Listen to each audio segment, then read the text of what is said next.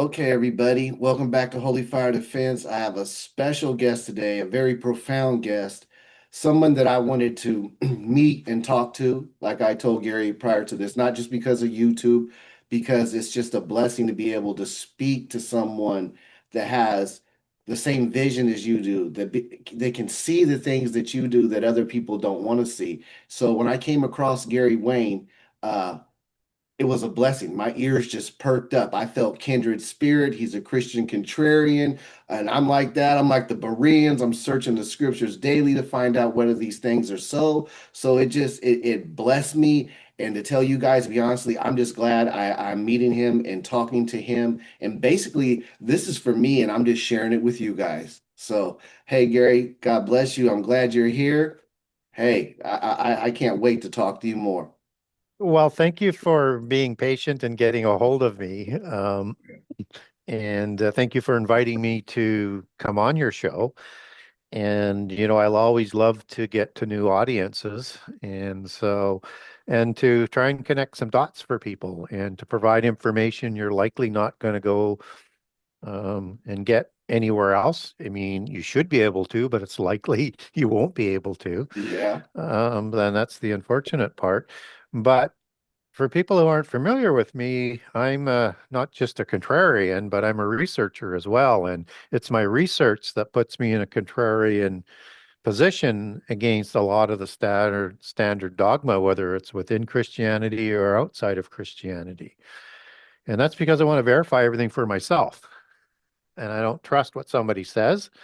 I don't trust what somebody says they saw, what somebody says was written, what somebody said may have happened somewhere, unless I can verify it myself. I'm not saying I don't believe them. I just want to verify it myself.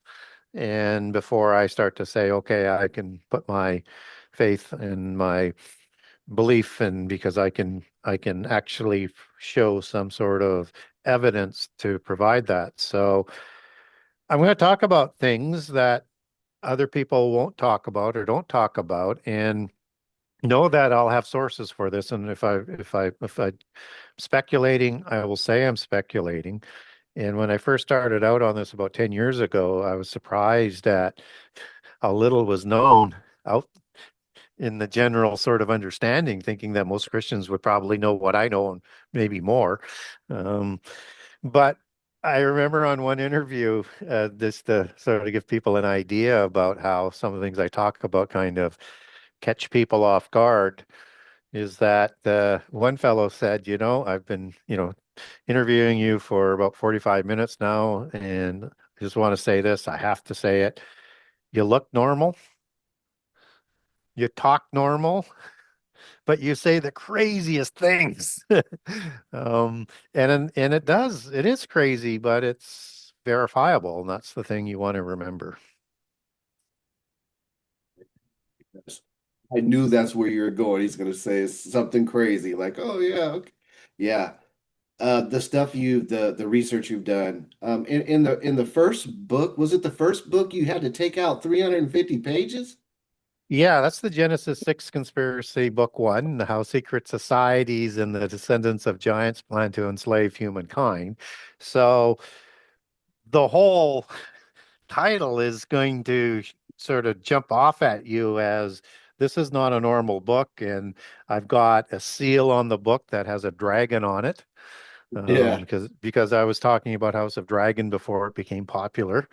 And I've got a serpent entwining in the background there. And all of that may not necessarily sound Christian, but if you want to understand how the polytheists understand the world, about the same world we live in, the same history, and the same types of beings, then those two imageries are very important to understand how the polytheist world looks at things. And when people say, well, about the secular world, well, the polytheist world controls the secular world. We are an island as monotheists in the sea of Gentiles. And the ancient religions of polytheism, they're all the same. They have the same different gods, just different vernacular names to it, which you start to learn and pick up on in book one. But their religion is a religion of knowledge. mostly illicit knowledge and the development of the seven sacred sciences as they were called. And so polytheism believes that it is the theology behind the sciences and knowledge, and they call that philosophy in plain sight. And philosophy means the love of Sophia. Sophia is the mother goddess of Gnosticism and the Greek word for wisdom because she's also the god of wisdom. She's the counterfeit Holy Spirit, as the polytheists would look at her, not as the counterfeit, but as we would view how they look at Sophia as a counterfeit Holy Spirit. And Philo there means love. So when they're teaching you the philosophies and how to apply that to all the different sciences, you are honoring the pantheon of gods. Is Sophia a Greek god? Yes. And it's saying basically you love Sophia with philosophy? Yeah, that's what it means in Greek. Wow. And you have this great architecture in Turkey that's called Hagia Sophia with this huge domed roof of this the so-called Christian church. That means Holy Sophia. Now they'll double entendre for it because they know we don't understand things that are done in plain sight. They'll say, well, it just means wisdom. So it's the Holy Spirit. And now you start to see how they deceive us. Yeah, that it's pretty scary actually as I see how interwoven it is to things. And but it helped me to understand, you quote it all the time, but it's so serious, as in the days of Noah, so will be the days of the coming of the Son of Man. Yeah. Like you said earlier, most people try to wash that away with, oh, that's just, regular stuff, but it's literally saying what was going on back then is going to be going on now, and it helps me to understand why society is starting to just cave in so quickly. Yeah.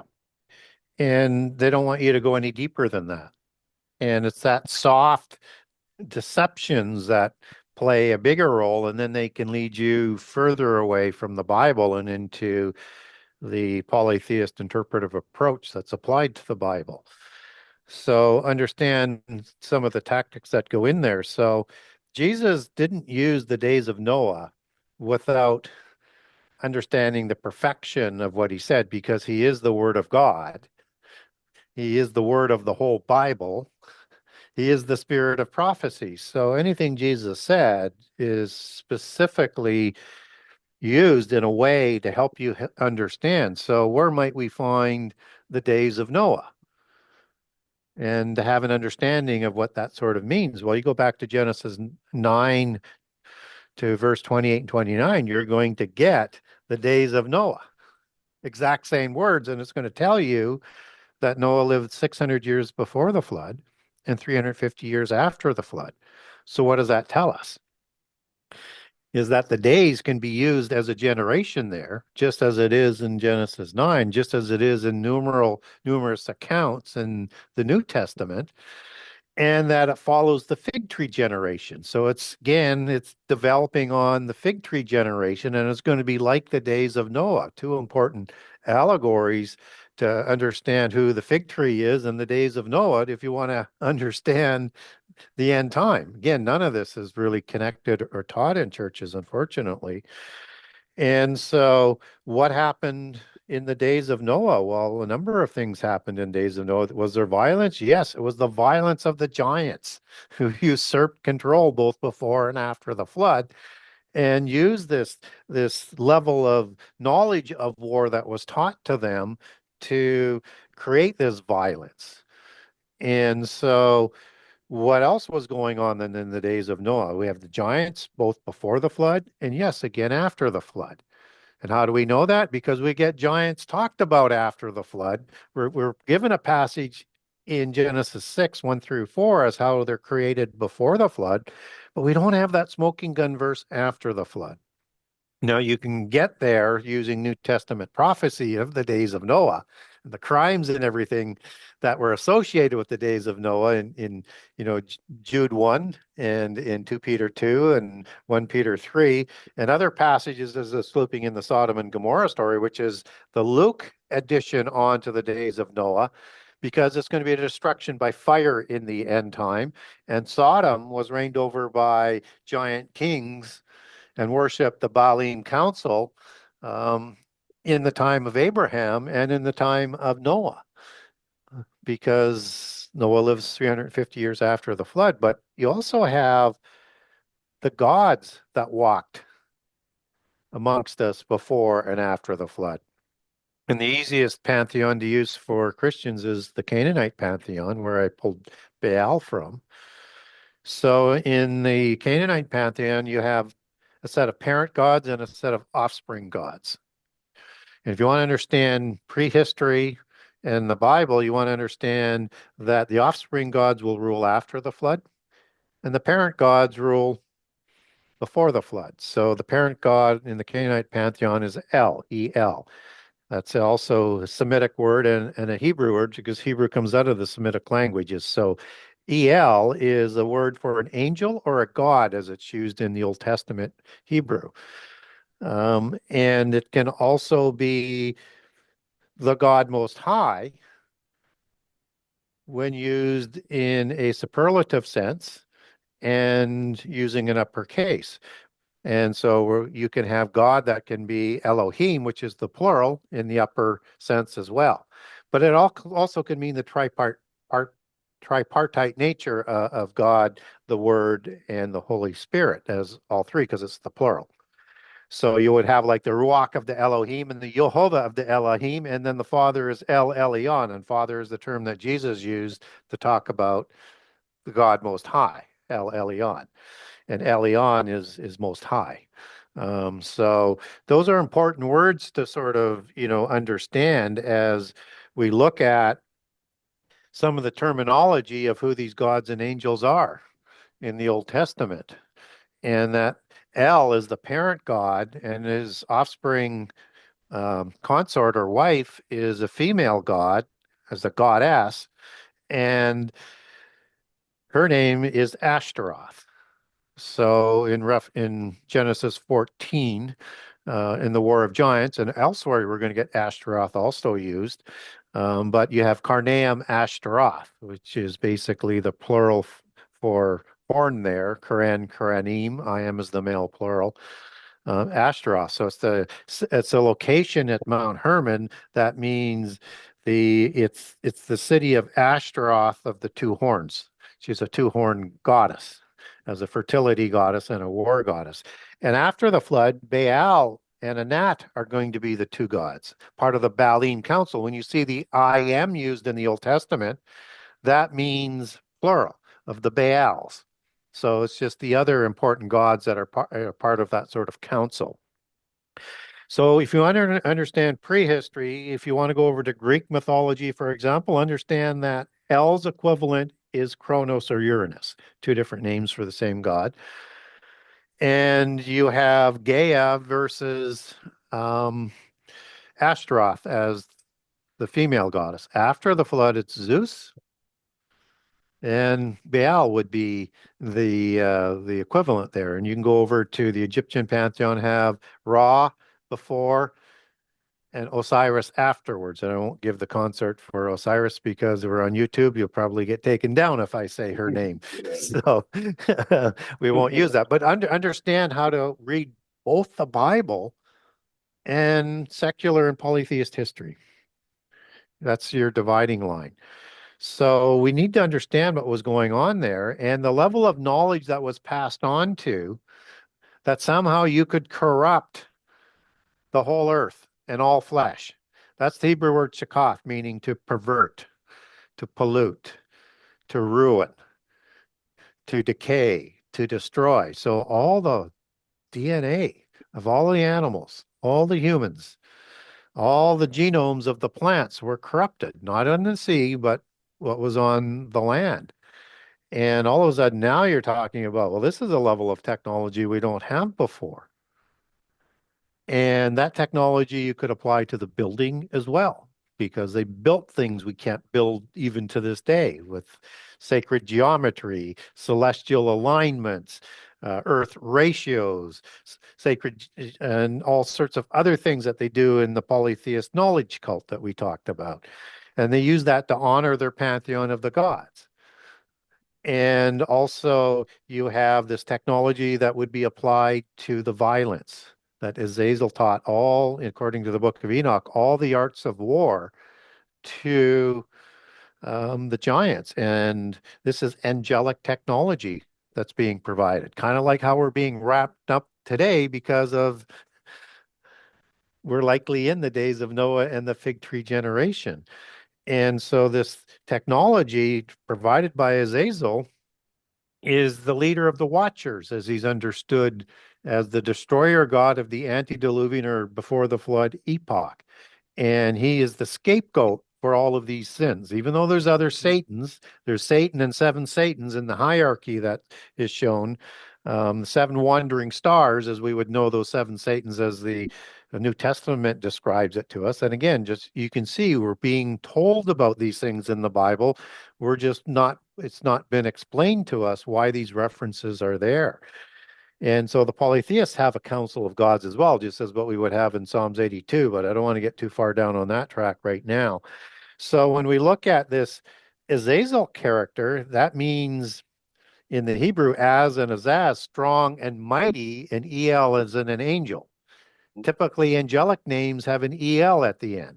So if you have like Raphael, that means healer of God, or God heals with the El on the end. So Michael has a name to it and a meaning to it. Gabriel has a name for it and meaning for it. And Azazel is this holy, strong angel. And the polytheists, particularly the Templars and the secret societies, they use the word agio Icarus. It's Greek words for agios, meaning holy, and Icarus is a mighty angel in the book of Revelation. So that's how they refer him to, right? Again, so understand that these beings have cross-culture references to um, that we can start to dig into once we understand what's in the Bible properly, so we have a better sort of basis. And Azazel will show up in Leviticus 16 as the second goat that's sacrificed on a Day of Atonement. We know what the first goat is sacrificed for. That's for the sins of Israel. But the second goat is sacrificed into the wilderness as well when we're not told what for. And yet that word is Azazel. And Azazel is looked at in the occult after he was degraded from seraphim status to a goat god, Mm, right? So it's part of the punishment. And who else is like a goat god? Halel is. yeah. And that is the word for Lucifer in the KJV Bible in Isaiah 14:12, where it's talking about Satan. And we know it's Satan because Jesus identifies him as the one who fell from heaven, and Jesus saw that in Luke Yeah. 10:18. So we know who it is, and that's Hallel ben Shakar there. Hallel, son of the morning. They should have translated that as Hallel, not the god of the Freemasons.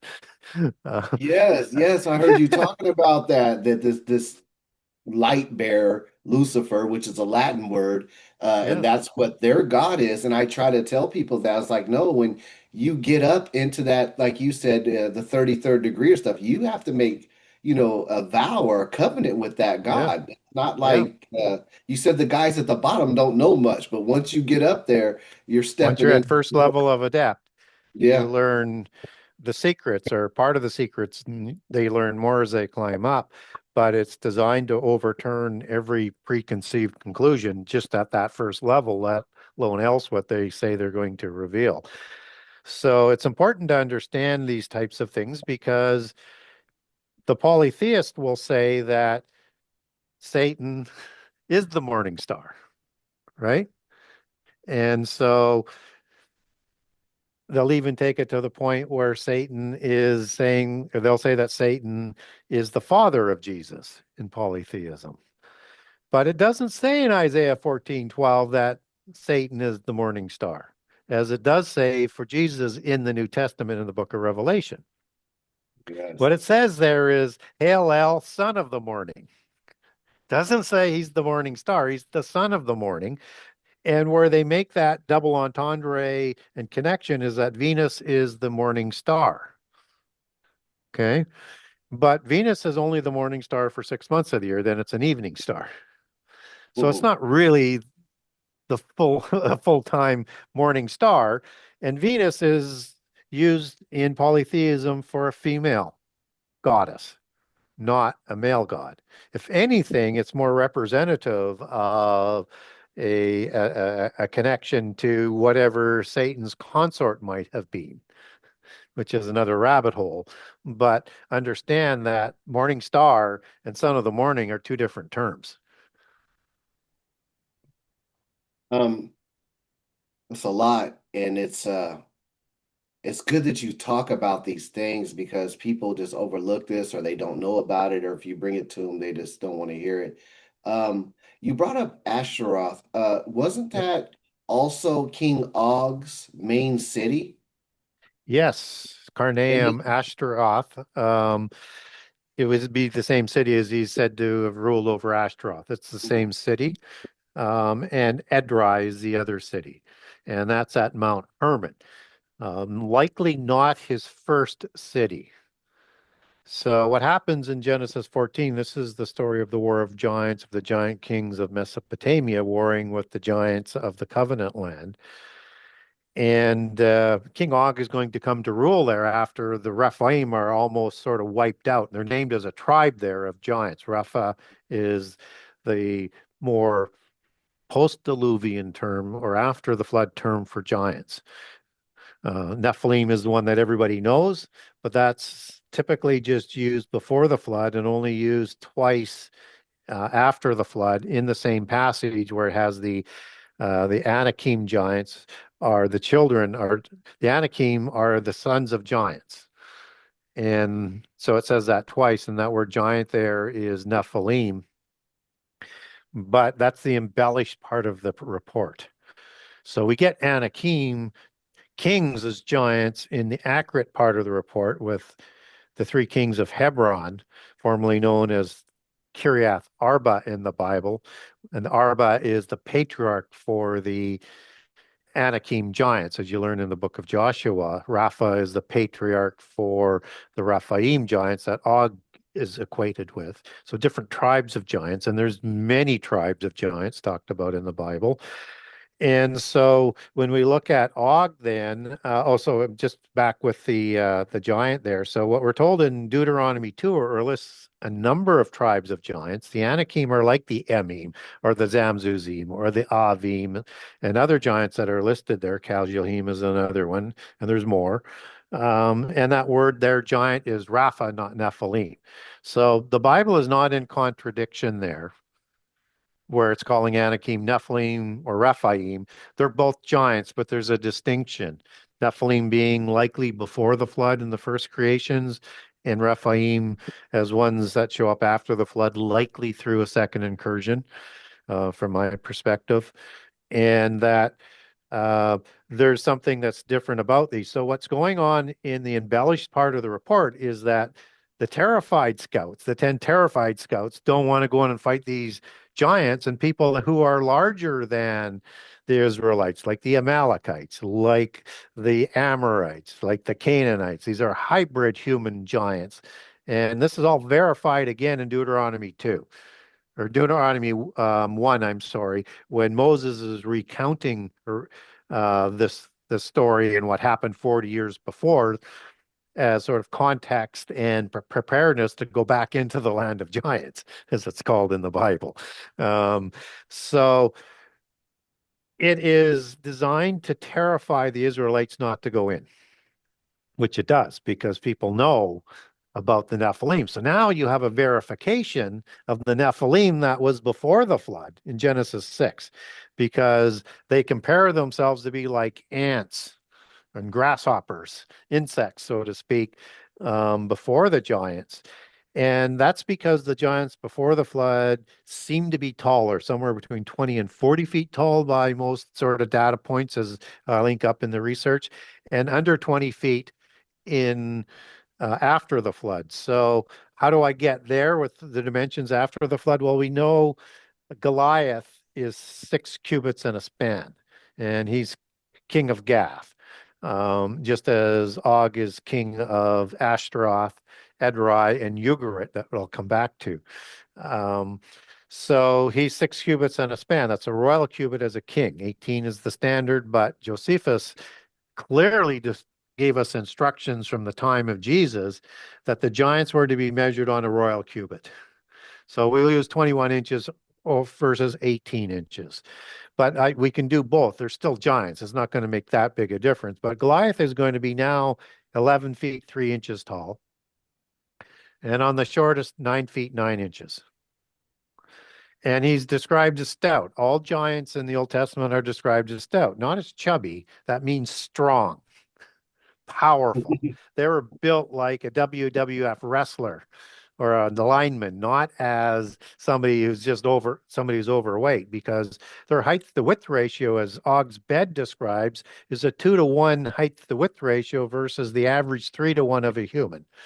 So Ogg's bed was 9 cubits and 4 cubits wide. So that's 7 feet wide and using 21 inches and 16 feet long. So he's going to be fitting in there. He's going to be somewhere between 12 and 15 feet tall, and he's going to be 5 or 6 feet wide based on the dimensions. And that bed was made of iron and left on display so that the people after the time of the conquest of the covenant land would never forget the types of people they had to fight against. It was a museum item, as what the bones were that were on display in the time of Josephus that he describes, were monstrous bones, not even sort of similar to what humans were. They're so big and different to carry that size of weight. Now, outside the Bible, we got lots of giants like in Greek mythology after the flood, like Achilles and others that are going to be 12 feet tall, 13 feet tall. So again, general sort of parameter there. But then there's a taller, dark-haired giant named Gilgamesh that's talked about in the Ugaritic text and in the Sumerian text. And he is 11 cubits tall and 4 cubits wide. So he's 19 feet tall, king of Uruk, 21 inches, and 7 feet wide. So, but we don't get accounts bigger than that. Another giant recorded by the Greeks and the Romans was Orontes, whom the Orontes River was named after. They found his bones, and um, he was 19 feet tall as well. So we got some different sort of understandings here that these giants were somewhere over 10 feet tall. And then when giants intermarried with humans, you created the Shazu, as the Egyptians called them, and they were 7 to 9 feet tall. So they would be described like in the Egyptian accounts as the Amorites were Shazu, 7 to 9 feet tall, versus the Anakim that they lived amongst them, which were bigger and more powerful because they're lower level and more dilution of the human bloodline in there. So back to King Og. I went on a long rant, sorry. So when I talked about Kiriath Arba, you should go Kiriath Ugarit.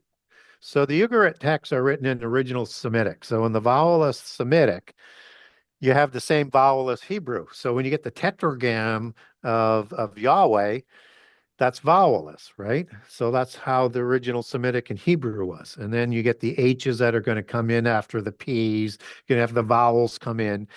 But Ugarit would be understood as Ug-arit.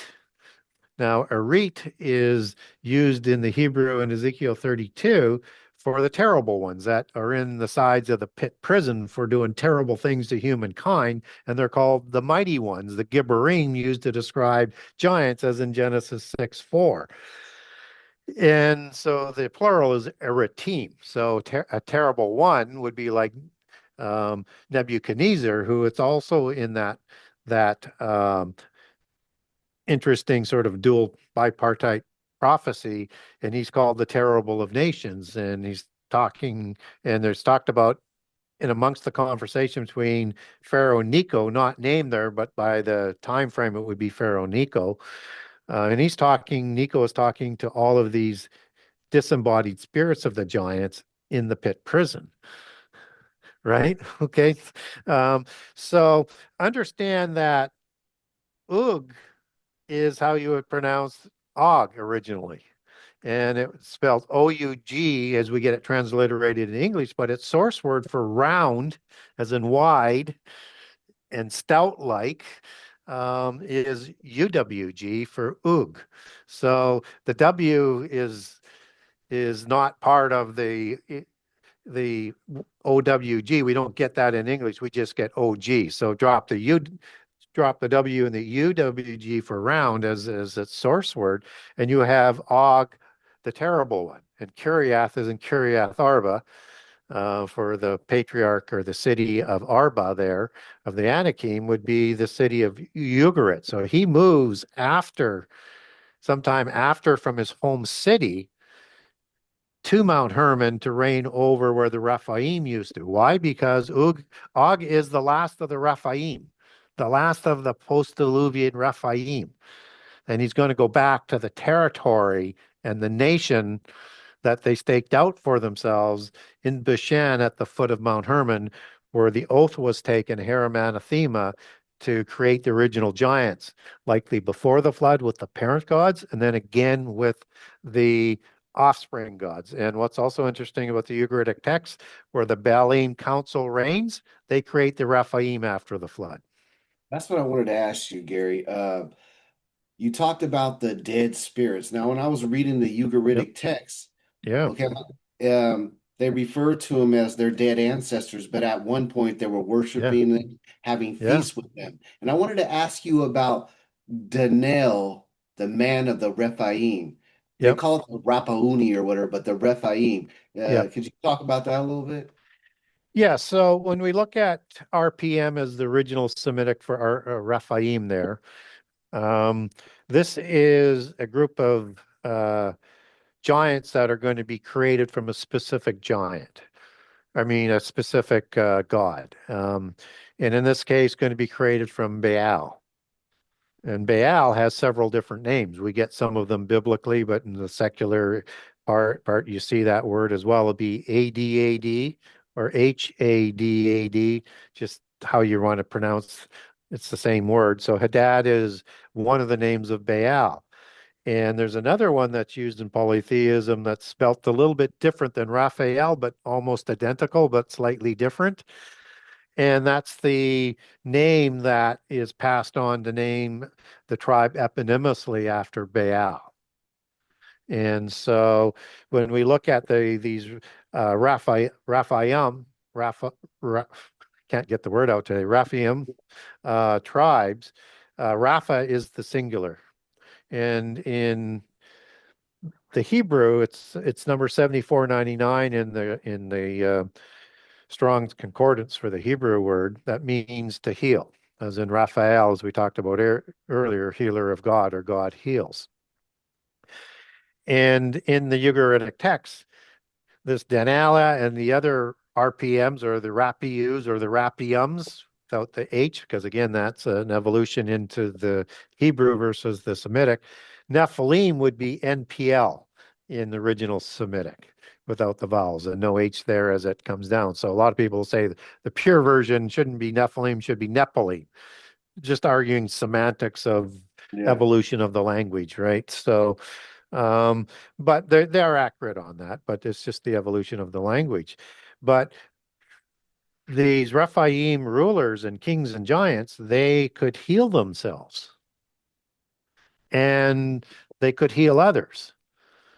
And so the translators who translate Ugaritic text tends to call them the healers, not giants, because they're trying to keep the temperature down and not let out too much information on this. So you have that as the source word, 7495 meaning healer. 7496, the word right after it, and uses 7495 in the lexicon there as its source word, spelled the same way. Rapha means a ghost spirit, a spirit of the dead, an evil spirit. We know these as demons as they show up in the New Testament. In the King James Version Bible, you have when Jesus dispossessing demons, it says unclean spirits, it says evil spirits, and it says devils there. Well, that's a bad translation. It should say demon there because the Greek word there is daemon. Yeah. Devil, as used for Satan, is diablos. So they should be a little more consistent, in my opinion, in the translation there. These are the spirits of the dead who are trying to possess people. Why? Because when their bodies died, they have no place to rest. And if they want to interact in the physical world, they're going to have to possess people. So understanding this is related to the healing ones when they died. And to kill them, you would have to take their head off so that they couldn't heal themselves.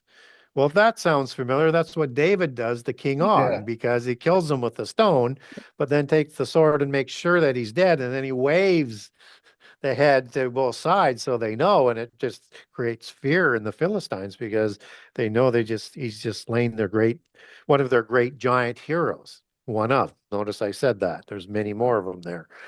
But as we move on to 7497, it's also a derivative of 7495, which is the Hebrew word for giant after the flood versus Nephilim.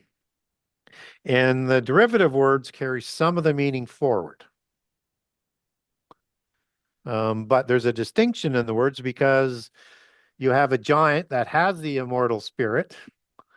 That the correct word would be 7497 there. And they're also a healer, so you could use both there. And you have, when he dies, a disembodied spirit, which is the demon. So, but not the body there. So just sort of understand the nuance. Mhm. And the Nephilim, um, they were originally created before the flood in Genesis 6:1 through 4.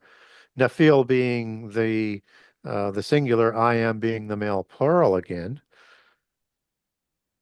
and that their life after they're being created, all giants forward in Genesis 6:3 are going to be limited to 120 years because God does not want an immortal spirit that is in an immortal body being a physical God that isn't created by God to exist.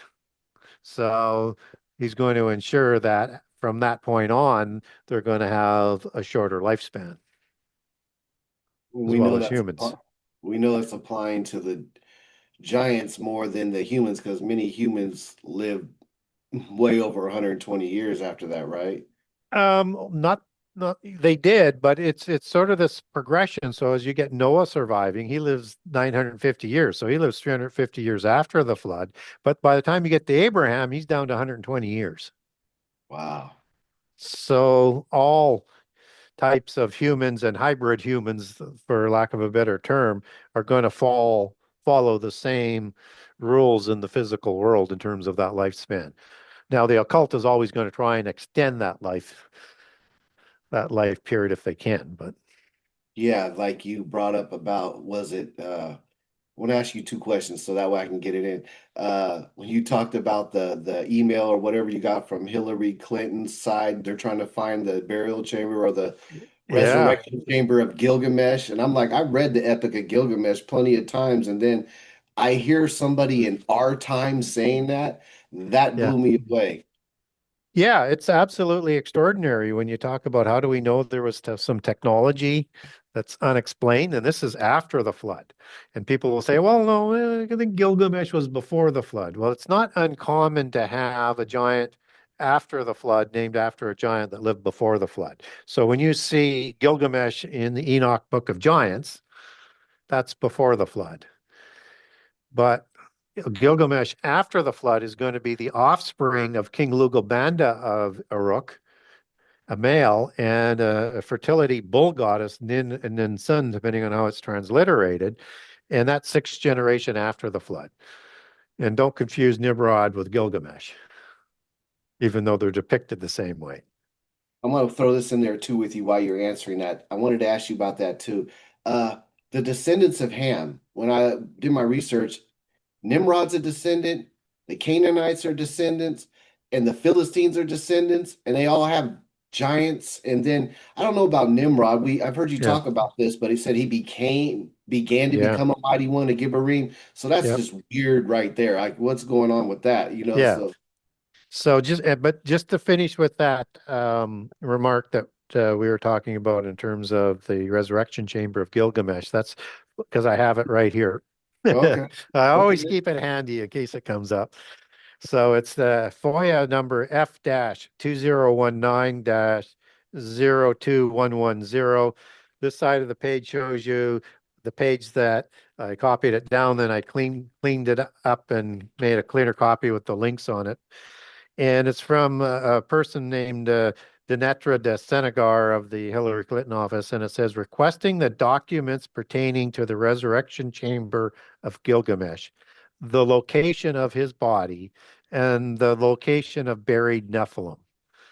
And Hillary Clinton was Secretary of State during the Iraq War when they put out some other releases that they had found the resurrection chamber or the sarcophagus or the burial chamber of Gilgamesh. So we don't have technology today that can be a resurrection chamber, or we're just trying to develop a medical bed that would be so primitive compared to this. It would be, almost like an amoeba to an animal, right? In terms of the technological sort of difference using the hyperbole there. And so, let alone, what do you want to know where the location was of not just Gilgamesh, but other giants? You may want DNA to try and create a Jurassic Park of giants. If you develop the DNA technology. So understand there's this ancient technology that we're still catching up to that was employed in the past. So we're talking about let's start with Nimrod first. And Nimrod, where it says in Genesis 10 that he became a mighty one. That's Gibborim there, or Gibbor in the singular. The same description used to describe giants, not always, but in most cases in the Old Testament. It's used over 150 times. Um, but it can have a couple other different meanings. So you want to understand the context. So it's described for the giants or the Nephilim in Genesis 6:4. It says they were the mighty ones of old, mighty ones, Gibborim, giants, Nephilim, and men of renown, Shem and Shemaim, the heavenly one, Shemaim. And Nephilim is a source word of Nephal. Nephal is the word fall. When Satan fell from heaven, that's the Hebrew word fell there. But the I am plural, you have fallen one. So that's where we get fallen ones from, are the ones that followed Satan, the fallen one. Just as Og is a terrible one, there's also terrible ones. And you can have a Nephil in the singular, and the plural, it's Nephilim. We can talk about the meaning of that down the road too, because a lot of people misuse the information on the definition of Nephilim as well. So it says in Genesis 10, Nimrod became a Gibborim. So Nimrod, Kalal, Gibor is the Hebrew there. And so that word Kalal means to pollute ritually, to change something sexual in these rituals, as the meaning is implying as well. So we don't know what actually happens that changes him because he becomes a Gibberim. Some sort of technology, maybe like similar to the sarcophagus technology of Gilgamesh, or the teraphim, a talking idol Yeah, that's used in Rachel the has. Old Testament that Rachel had. Yeah, it says idol there, but the Hebrew word is teraphim. And so there's three different types of idols that are talked about in the Bible. The teraphim is specifically meaning a family idol and a talking idol. And that word teraphim is rooted in, guess what? Rapha. And it talks and it channels. So it's probably some sort of dwelling place of technology that was used for the Raphaim disembodied spirits that people valued because it would give advice and maybe some predictions and whatever else. So I'm not saying we should have that, but I'm just saying that's how the word sort of interconnects. So Kal-El is a word that is going to connect back now into something I start off in book one is called superheroes, and back to the Canaanite pantheon.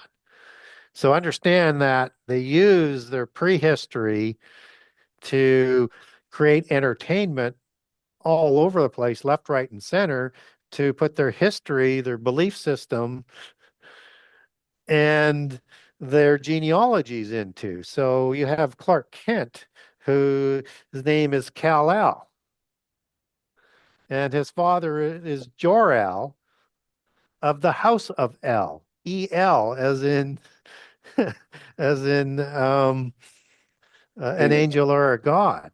So Superman, a Messiah-like figure, is a dragon Messiah image who's come to save the world as Antichrist will, as he will make out his credentials. And then they put this serpentine S on his chest, representing a seraphim angel. Wow. So under I've heard you talk about it before, Gary, but it's how you explain how all this polytheistic, basically fallen angels, sons of God, whatever you want to call it, yeah, mixed into the societies in our society we live yeah, in. It's mind blowing. yeah. And how do we know that fallen angels are the gods? Well, the Bible tells us because it uses it interchangeably as in terms of talking about them. But in this case, we can go directly to something that's known in history and in imagery as a group of gods called Uraeus gods. Ureaus. People can Google it. And if you do, you'll get this flying seraphim reptilian angel. Baal was a Uraeus god. Anat was a Uraeus god. Osiris is a Uraeus god. El was a Uraeus god. Zeus is an Uraeus god. This is a common description of part of the council of the gods. Most of them in the ruling councils were seraphim. They're not all, but most of them. And seraphim have a serpent face with six wings. It is a heavenly dragon. So understand how this imagery is being carried forward. And a hero is what Greek giants were called, like Hercules, son of Zeus, and a female named Alcmene. That sounds like sons of God creating giants from human females. It's the same story that's told all over the world in the same way to create the same group of demigods, 50% human, 50% God. Gilgamesh, as we already talked about, was from a female goddess of named Nin and Sun in some transliterations, and King Lugalbanda, king of Uruk. So again, created in the same way. So we see the consistency of the story, but we get the monotheist defining truth in the Bible about it so we can understand who these beings are. So now when we talk about Ham is going to be a producer of sons that are going to be associated with a lot of giants, as you were talking about. And it's Ham is the one who's going to violate either Noah or his wife, depending on how you want to understand the uh, the terminology there and how you associate that with the definition of the laws. I'm not going to go through into all of the detail on it because it's like a show in itself. Um, but Ham doesn't receive the curse. Canaan does. And Canaanites are going to be in bondage and serve their brothers. And the land of Ham is allotted into Africa. So, two major patriarchs out of the Table of Nations do not go to their allotted locations. Nimrod stays in Sumer. We just talked about Nimrod, who's the archetypical Antichrist figure of Babel, which is, again, why people need to learn more about this because there's more going on in Babel than what first meets the eye. But Canaan doesn't go to Africa like Cush does, or like Ham does, or like Mizraim does. He stays in the land of the covenant, where the Raphaim giants are, where the Anakim giants are, and all those other giants and more that we talked about, and are going to intermarry with those giants. And you also have a connection in Deuteronomy 2 there with the Casualhem that you were talking about that the Philistines come from.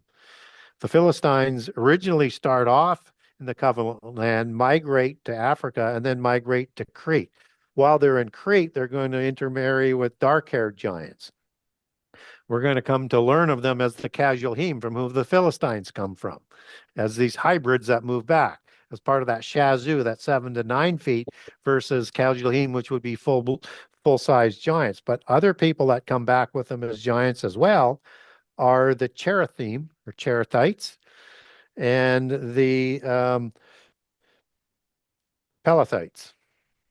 And both of these are hired as mercenaries by David as well. So I mean, and they're going to become mercenaries because of their warrior type presence, but they're going to come with the Philistines to expropriate the Gaza region after the Minoan disaster um, that happens there, and so they're going to essentially kick out the Avim giants and the Anakim giants and others that are in that area, but they're going to permit the Avim and the Anakim to maintain three of the five cities of the Philistine Pentapolis. So now this nation that becomes the nemesis of Israel is this confederacy of giants and hybrid giants. And now you understand why there's more giants involved when David is killing Goliath.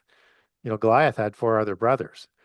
You Yeah. had the whole upper echelon of Philistine society as giants and hybrid human giants. So there's a lot, again, in every aspect of the Bible, there's a lot more going on, and it just starts to make more sense of the details that were provided. Yeah, I was always wondering about that because I was talking about, I was like, wait a minute, where are all the descendants of Ham Yeah. filled with giants? Yeah. Uh, So oh, now what's interesting, just staying on that, we get in the table of nations, we get 70 patriarchs there, and nine of them don't have patriarchs. We have tribes, but not patriarchs, and they're Canaanite tribes. So we get Canaan, we get Heth, and we get Sidon. So we know who the Sidonians are. That's the patriarch, Sidon. Hittites come from Heth. Canaanites come from Canaan. But the other nine don't have a patriarch. We're told, well, they come from Canaan or the three of them, but the Bible doesn't tell us that. You know, we know the Philistines come out of the Casualheim. We get told that,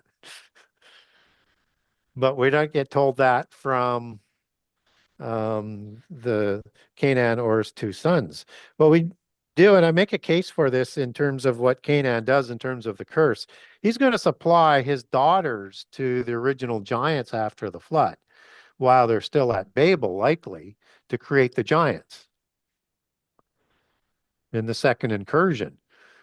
So as they move away from Babel and into the land of the giants after Babel, they're going to be intermarrying with more giants. So you're going to have um, Raphaim patriarchs that are going to be the names used for eponymously for the names of the tribes. So Amorites, you don't get a patriarch. But what's really interesting about the Ugaritic text, just sort of slipping over there to show you what I'm going to talk about here, is that there's a god in the Baalim Council named Amur, an Amaru, as he is also known. And he creates a couple of giants, one named Amur, named it right after him. And if you take that back to the original Semitic, it's the same word as Amori for Amorite in the singular. Right? So this is the Amorites are taking on the name of the Raphaim patriarch, just as Hittites comes from Heth, just as Canaanites come from Canaan. So we have a name for a patriarch to a giant that we can trace the name back to, and also to a specific god of the Baalim Council. So a separate giant race of giants created the Amorites. The Jebusites come from Jebus, and on and on and on of these patriarchless giants. And what's interesting is we do not have any giant patriarchs listed in the table of nations. When I talked about Rapha and Arba earlier, and Joshua, the book of Joshua clearly states Arba is the patriarch for the Anakite Anakim giants. He's nowhere to be found in the table of nations. why is that? Because none of the giant patriarchs are permitted in the table of nations, only humans. Okay. So you need to have them there to understand what's going on, but you're not going to get the patriarch's name there. But in book two, I'll trace that back patrially and eponymously and a whole bunch of other ways to how you know that's who the patriarch is. And then we get a passage in Genesis 36, which is an add-on to the Table of Nations, because we have these Horim giants that were talked about in Deuteronomy 2 and some other ones, but Horim in particular that's used in Genesis 36. And we don't have a patriarch for them. And you're going to have a daughter come out of Horim, out of the Horim giant seer, and the daughter is named Timnah, is going to marry Eliphaz, son of Esau, brother of Jacob. So now you have a pure blood female Horim giant, a red-haired giant to boot, pale skin, marrying a descendant of Abraham to create the Amalekites. Well, we get Amalekites that show up in Genesis 14 in the War of Giants, but that's several generations afterwards. We don't have a patriarch for the Amalekim giants in the War of Giants.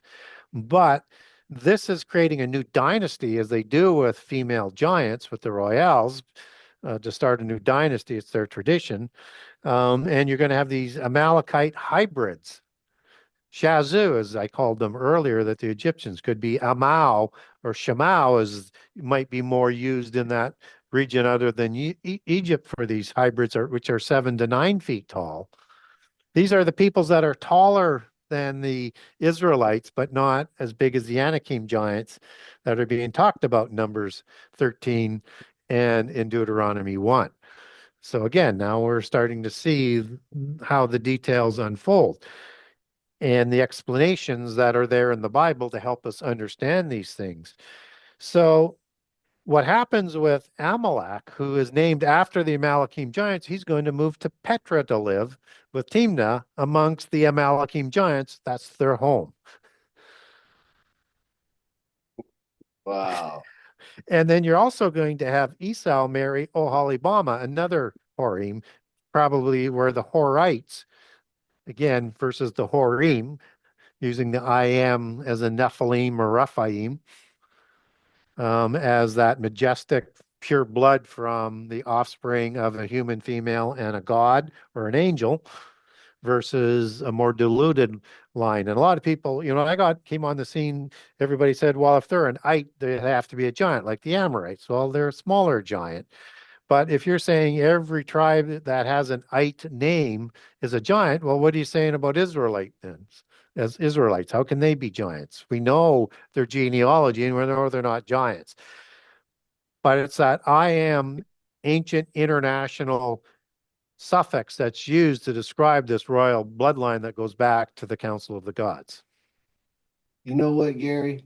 You just said something about a second incursion, and I've heard you talk about this a lot of times, but I'm just saying what I just picked up from it.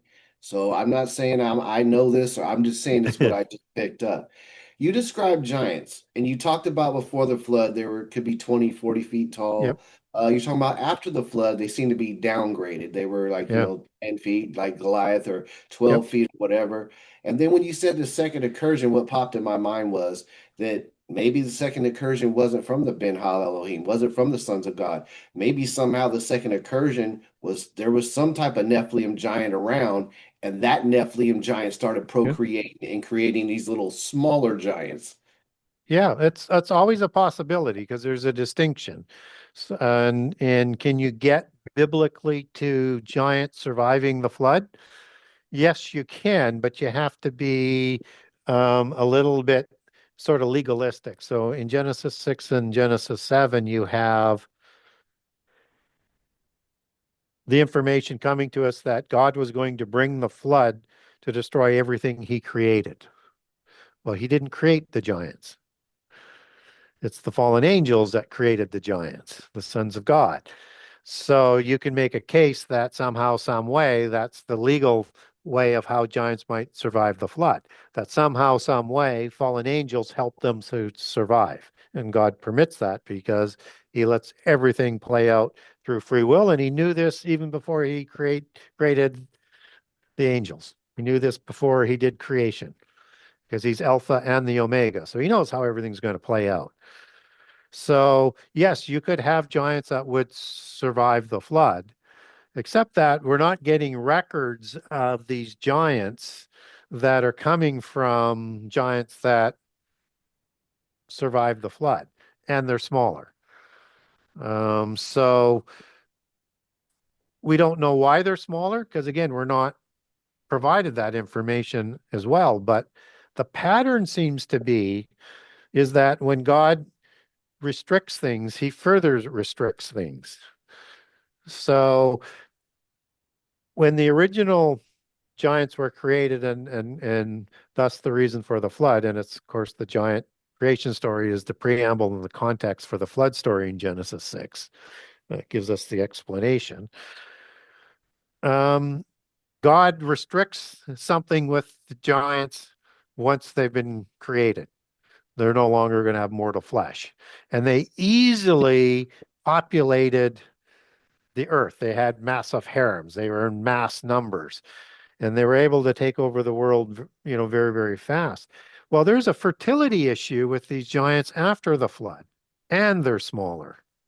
And so they're going to have to be intermarrying with humans, lest they're going to go extinct because they can't produce enough females, which is why they're so important in kind of providing the uh, uh, the new dynasties. And also, they have this belief that that's where the Rh negative and the particular gens is passed on through.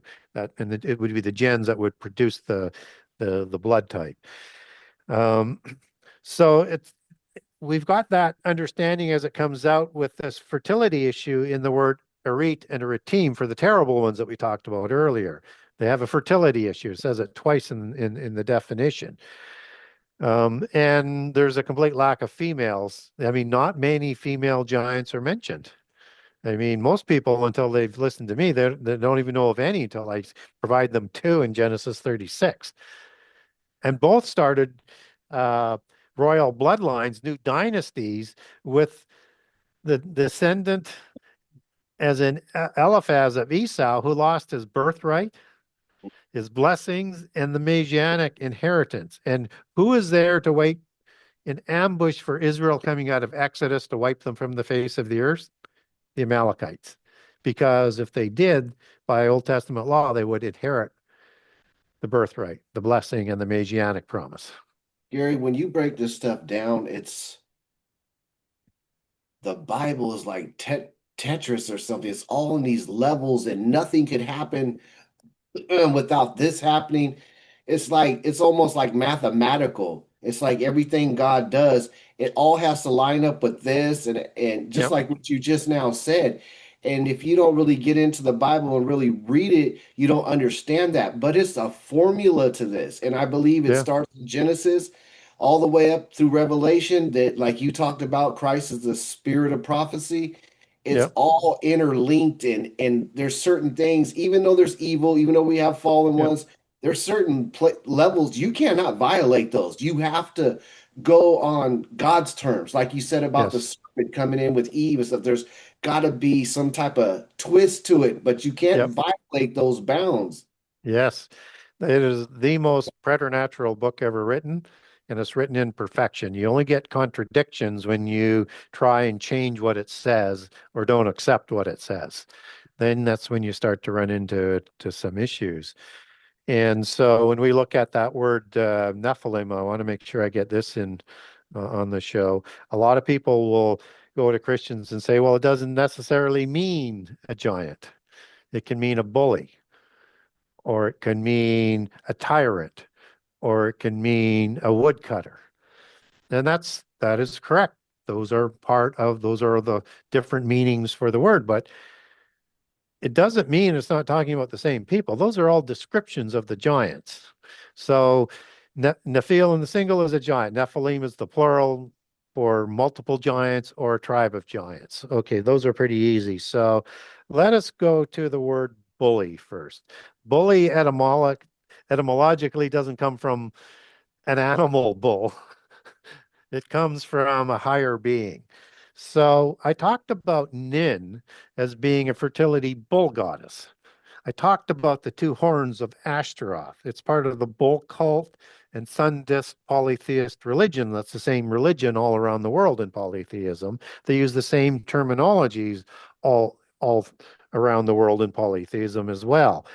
And so a bull in this case is a god, as in a bull goddess there. And I'll come back and give a little bit more detail biblically in a minute on this. And her offspring, Gilgamesh, is also called the wild bull in the Epic of Gilgamesh, the Yeah. various ones.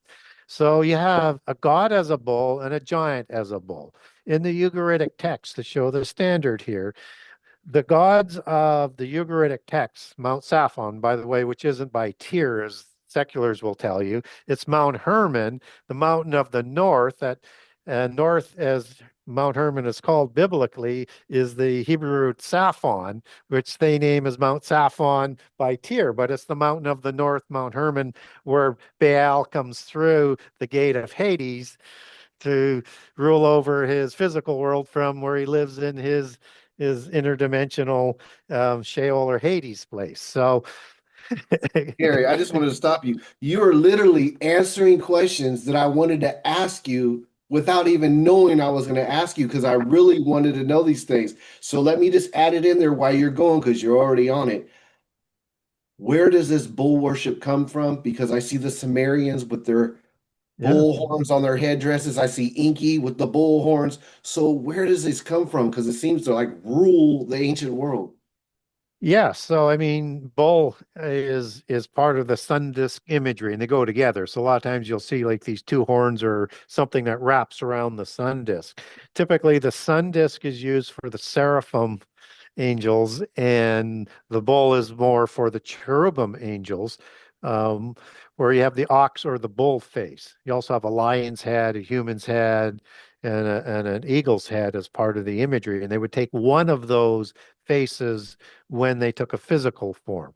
So they're part of the watcher group as well. So I think it's sort of reflecting that this is the religion of the rebellious watchers, right? Mhm. And so the Ugaritic gods and goddesses were also allegorically called bulls because they're part of that ruling council and that ruling sort of religion. And also in the Ugaritic text, the Raphaim are called bulls. These are the bulls of Bashan, Yeah. both of them. I heard So you when talk about Jesus, that. yeah, when Jesus is on the cross, and Bashan is in the region of Mount Hermon, it's right at the foot, Mhm. and um, where we talked about Edrei and Ashrath Karnaim are located, um, that King Og ruled over. And so when we look at the book of Psalms, we've got a passage where Jesus is prophesied to be on the cross, and he's being mocked by the bulls of Bashan. And again, because we're not taught about the details in the Bible, we don't know, like, what are the bulls of Bashan? Well, it's likely the disembodied spirits of the giants mocking Jesus, and it might even be the gods, or it could be both. My gut feeling is it's demons mocking them because angels know the power of the God Most High. I doubt whether they're going to be the ones mocking Jesus, but they might be. It's not clear who the bulls of Bashan are, but I think it's probably because you could use it for both as spirits in their spirit form, the disembodied spirits of the giants or the natural spirit form of an angel. So that's who's mocking him. And they have no idea at this point in time what's going to happen when they're crucifying him. They won't know this until he is crucified and he goes down to hell or Tartarus to the pit prison where these fallen angels who committed the crimes before the flood and then again after the flood, like Baal, they disappear. The Baalim council disappears shortly after the flood. Why? Because they did the same crimes as their parent gods did. And then another group that sort of moves up. And so Jesus there is talking to them, and he's actually going to make a spectacle of them and parade them out, as we get in Ephesians 4:8, as the captives of the captivity, and also talked about as a spectacle on this parading in Colossians 2 as well. And Paul is quoting in Colossians and Ephesians, Psalm 68, where you get this complete story of being taken to Mount Hermon as enemies of God and having judgment pronounced on them and made a spectacle of there by doing so and then taken back.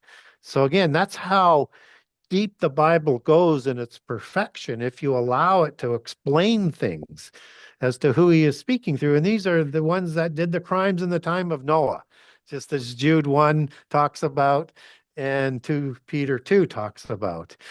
So again, as we mix that into the days of Noah, you should have more understanding of the days of Noah if you want to understand the end time. So the bulls are giants. It's a description. Tyrants goes back to a group of kings famous after the flood for being tyrannos or tyrants.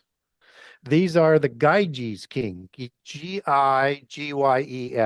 which is technically a plural word for giant. So Gygas, Gigas, is the singular for giant in Greek, and Gaies, as it would be pronounced, because that E versus the A would make it a Y sound. So you'll see it pronounced Gyges or Gaies. These are giant kings, the Gyges kings. These Gyges kings are part of a specific gens or bloodline I was referencing before to specific patriarchal giants and celestial mafia godfathers. In this case, it's the Creta gens, and it comes from Hercules as being the Herculides bloodline. He starts many bloodlines. One that is even going to make its way down through to Vlad the Impaler, but that's another rabbit trail as that gens goes. But he fathered many kings that royal dynasties were set up from, and Hercules is the son of a female Alcmene, and the offspring got after the flood named Zeus. And KRT is the original Semitic for the island of Crete, where Zeus spent most of his time at, and also likely fathered the giants that were on Crete. That's why I read the Ugaritic text. It was using that word Kurt. Yeah, KRT. Yeah, Yeah, it's yeah. Crete as we would understand it. Oh, okay. Okay. Yeah, Yeah, I didn't know what it was. I'm like, I got to yeah, ask Gary about that. yeah, it is. So when we have the term tyrant, then the giant kings were tyrants. It's used to describe people in antiquity equated these as all the same beings, which is why you have the serene and the serenum, as in some researchers do, and I'll even talk about that in book two, is thought etymologically taken back to Tyrannos as well. And I do that, but I do it more in a way that sort of makes sense and understand that Tsar can be a prince, as in used for Michael the Prince, as an angelic prince, right? And then the last one is a woodcutter, and I won't spend too much time on this, and I put it all in book two, is that they were known for taking down forests for building things in cities and stuff. And so they're famous woodcutters, and we get two groups in the Bible after the flood in the covenant land that were famous for being woodcutters. Those are the Gerzim or the Gerzites, and they're understood as and defined and talked about as woodcutters in the Bible, as well as a group that we would know as the Gibeonites. And the Gibeonites, as we're told in Joshua 11, if I've got the chapter right, are also equated as Hivim, and they were woodcutters who become temple servants. So again, we have those words as they were known and they were used, and they had these huge axes. Why those double-sided axes that they used as weapons? They would take down huge trees using their massive bodies and massive axes. So again, you have to know the full history to understand how you get there for the definition. So don't let them tell you it can mean something else. The answer is yes, but it means the same thing. So, but it's the disinformation that you have to watch out for that's been polluting the Christian way of understanding the Bible. And that leads us into this council of the gods in Deuteronomy 32. So in Psalms 82, we get these council of the gods, the council of the mighty, which is El there, El, for an angel or a god, that God is walking amongst. And gods, as in plural, Elohim, small case for many gods, a council of gods. And these are the ones that, rule over the nations. And so they rule over the 70 nations, both before and after the flood. And that takes us into Deuteronomy 32. But before I get there, these gods are the sons of the Most High. So when you have sons of God in Genesis 6, understand that these are the Ben Ha Elohim, sons of God, Elohim in the superlative sense for the singular God. These are angels, as they're used celebrating creation along with the morning star order in Job 38, 4 through 7. These are not humans. And this is the same term as understood in Sons of the Most High. This is now Ben Ha El Elyon. Same same meaning. We have El Elohim and El Elyon as the same God Most High, right? So these are the same beings that are running this council that are going to be killed like humans. Only God could do that.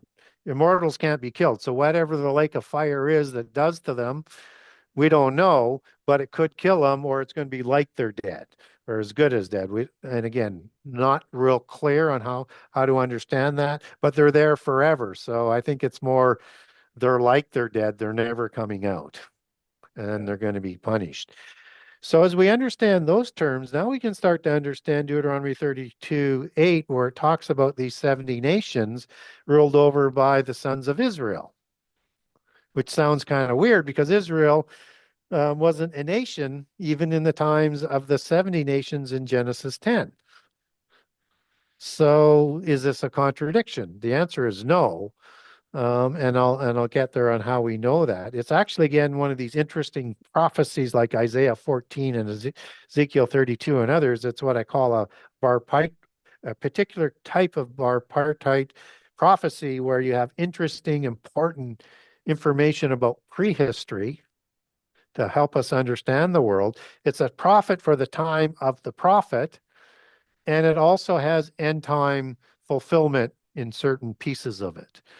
So in this case, you have the 70 nations as are numbered by the 70 tribes in Genesis 10, but also by the sons born to Jacob in Exodus 1:5, which were 70 sons, as it says in Exodus 1:5, is where you'll pull that up. So the sons of Israel. Jacob's name was changed to Israel. Okay.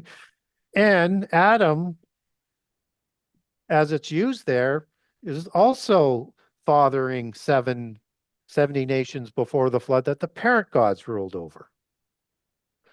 Okay, so now we have that part of prehistory, and we're not given the 70 sons, but it's the same 70 nations from the sons of Adam, as it's talking about in Deuteronomy 32, and the 70 nations that rule after the flood. So here's how we understand that, because if we go to the Septuagint, it says angels there, not Israel.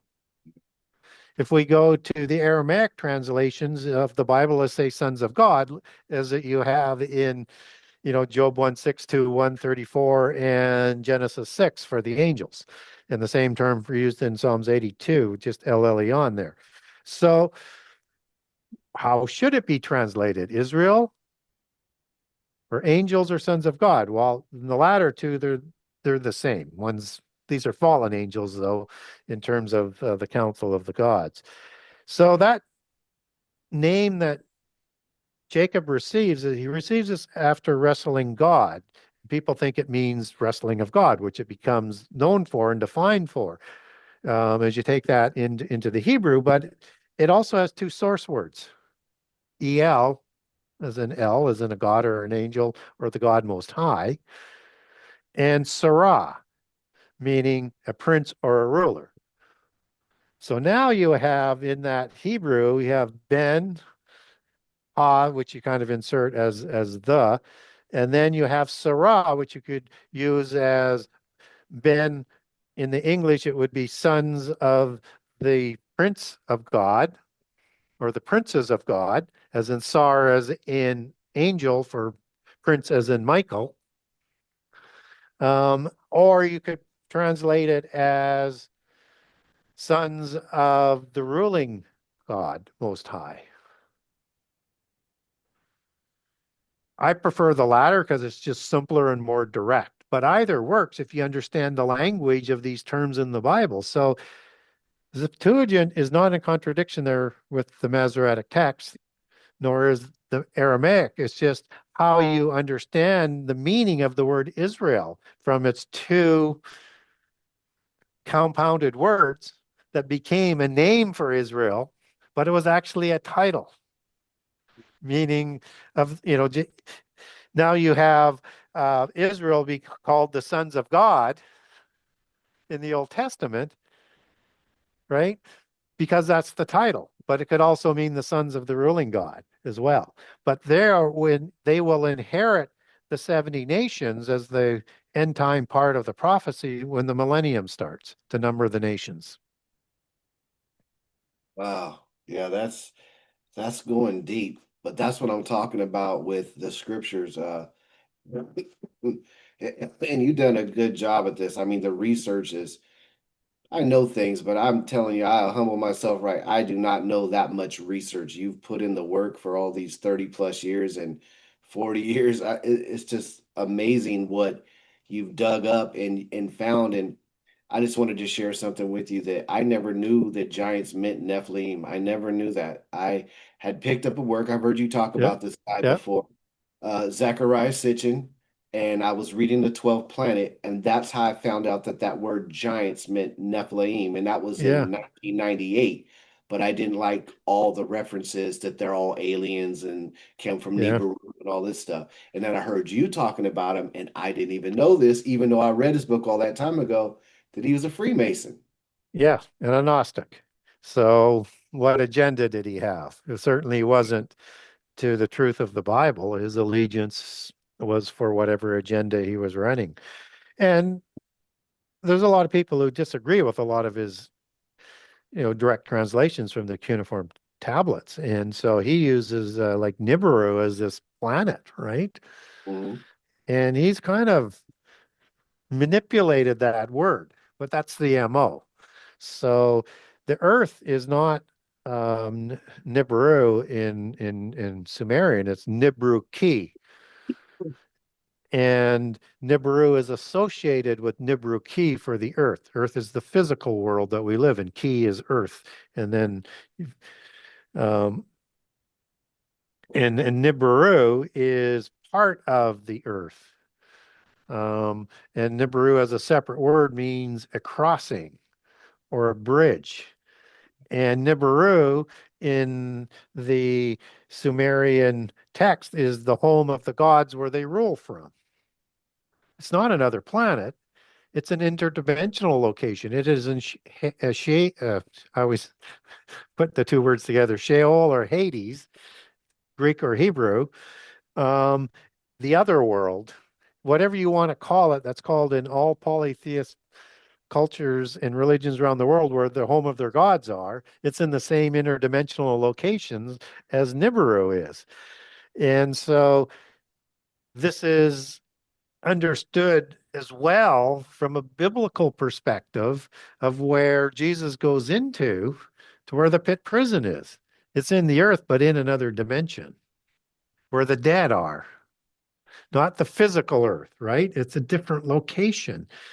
And what's also interesting in Ezekiel 39, after the war, the Gog War, you have these passengers and travelers walking amongst the dead there when the army's being buried in the end time.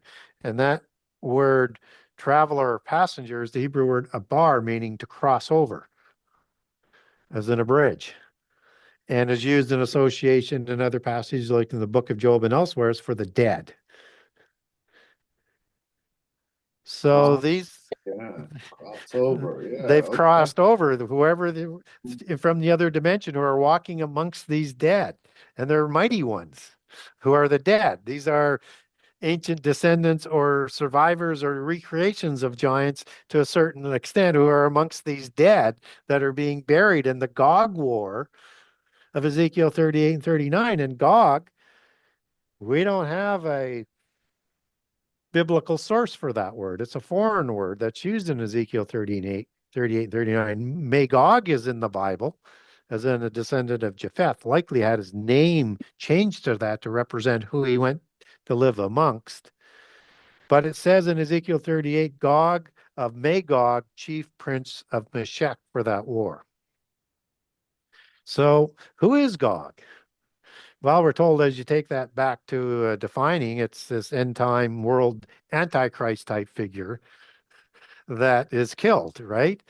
So he's an antichrist wannabe, likely killed by antichrist to have a proper resume to declare himself Messiah, and then goes to Jerusalem with his armies and does the abomination thereafter. But we don't get Gog coming anywhere that we can trace it in the Bible, but it does come out of Greek history. We talked about the Gyges kings. Many of them were named Gog and Magog and Albion.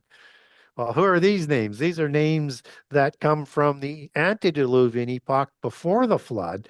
And just as we talked about giants like Gilgamesh, Gilgamesh being named after giants before the flood, this is likely the case as well. So before the flood, you have a parent god that Poseidon will replace, and his name is Iapetus, Iapetus. Some people like to conflate that into Japhet. It's not. It's a different individual, and it's a god. It's not a descendant of Noah. This is a god of the antediluvian epoch that reigned with Uranus or Cronus as part of the parent gods.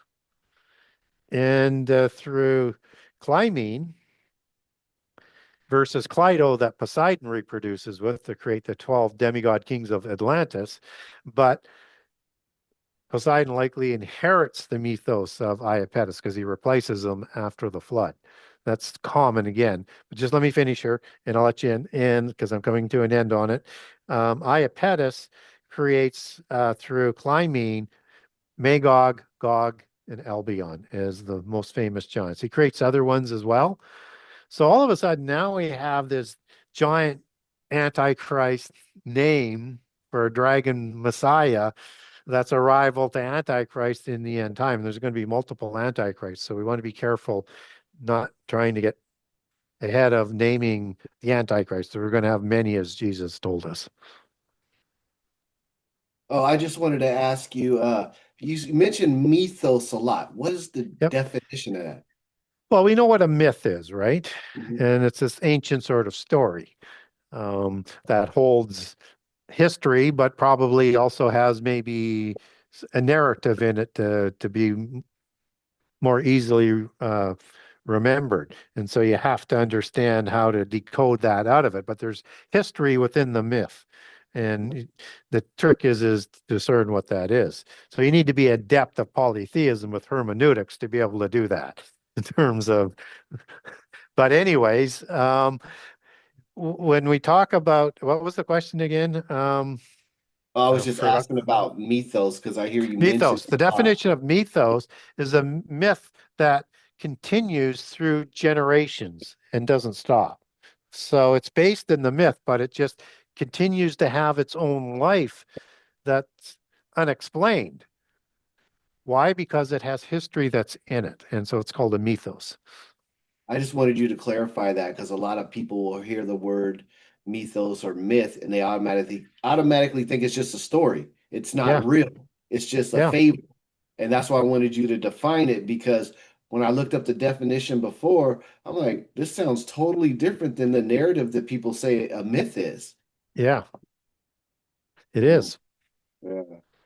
Okay, Gary, I wanted to ask you this. Now, this is something Yep. I've been looking into a lot. Okay, like with the Sumerians, they had their Yep. temples, and on top they had the Duran Kai, the bond between heaven and earth.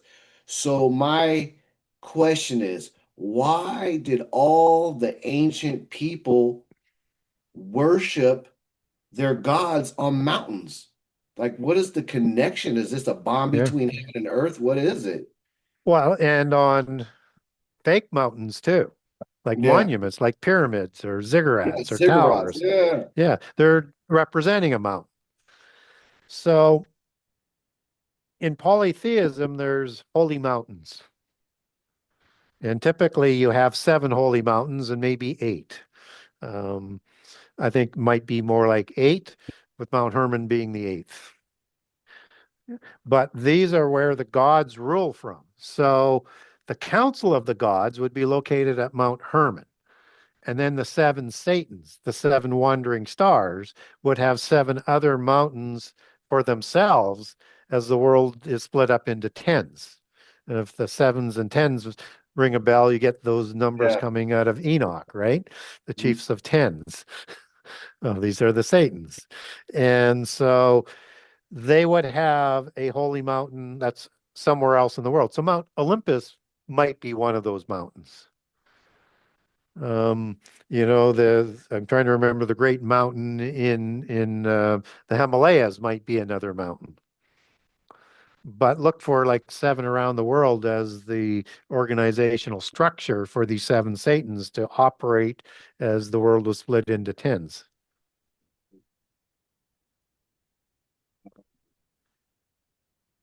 And yes, the Council of Gods is located at Mount Hermon, Mount Saffon, just as the Baalim Council in Mount Hermon was located at Mount Saffon. So Zaphon, Yeah, isn't that in his Isaiah 14 about the mountain of the north, right? yeah, Mountain of the North. Yeah. So Zaphon is compared to Hermon? Yes. So Wow. understand in Isaiah 14, God has an assembly in heaven as well, right? But there's also an assembly on the earth and on the mountain of the north. And so we want to understand Mount Hermon as being a holy mountain where its name was changed from. And it's also where the gateway to Hades is located, where Baal would come through. It's the same as Mount Nippur, where the cedar forest is of Mount Hermon. It is the same holy mountain. And then, as I say, I think there's seven other of those mountains. But when we look at the understanding of this mountain and the location of the Council of the Gods, this is that separate, most holy location that Satan would sit above in his earthly realm. And again, we understand that as Mount Saffon or Mount Hermon. And Hermon had more names than Saffon. So biblically, we're going to get Sirion. Biblically, we're going to get Shinir. And we're going to get Sion, Sion, that the polytheists love to co-opt as Zion. So there is a Mount Zion uh, in Jerusalem. There is a Mount Sion as one of its ancient names in that is Mount Hermon, and then there was uh, the mountain that Moses went to on top. I mean, there's different sort of holy mountains biblically, three of them as I would sort of count them, but some people say four. Um, but understand that this is a mountain that Satan corrupted. And this is the mountain where the 200, according to the book of Enoch, swore their oath. That oath is Haram anathema. Those are Hebrew words. So we have an association with words in the book of Enoch that we can take back to the original Hebrew, even though we don't have the original Hebrew manuscripts, and there may be some corruptions in there. But Haram is the word for curse and accursed in the Old Testament. This is the accursed oath. And anathema is an ecclesiastical oath. And to take it out on to the end, even though the punishment may be for eternity. So the oath that they swore was this accursed oath on Mount Hermon to carry it out onto the end, no matter what the consequences are, to create the demigod giants, to destroy the humans from the face of the earth and not to reach our destiny. And so the name was changed from its original name to reflect the curse as we know it as Mount Hermon. So Hermon, Hermonim, and it's more of a plural there because it's like the three peaks of Mount Hermon, um, is rooted in Haram, Chermon, and there's several other words that are with an A in there, but it's the same word, all meaning curse and accursed. But it's derivative of one specific word, Haram, or curse. So it's the Well, mountain of the curse. That's what it's named for in the Hebrew. But are we told that? No, we're not told that. that's why, because when I kept reading that, I kept saying, well, they named it this because there they took mutual implications where they made Yeah. the oath. Yeah. But then people say, oh, no, it just means Herman. No, no, now you just explained exactly what it means. And that now, speaking of Herman, Jesus, I guess they're in Caesarea Philippi, Yeah. and people look at Mount Hermon as the closest high mountain, and he was Yeah. transfigured there. And what I got out of that is that since the gods, the 200 angels, Satan, and Yeah. all the just demonic and fallen angel activity on that mountain, that Christ is like transfiguring himself there, saying, I'm going to conquer all the kingdoms of the world that are based on these Yeah. bloodlines. That's why Yeah. he comes back as King of Kings and Lord Yeah. of Lords. Yeah. So in the book of Matthew and other chapters, they're going to go to Caesar Philippi. And in Matthew 16, he is going to establish his church with the 12 disciples there.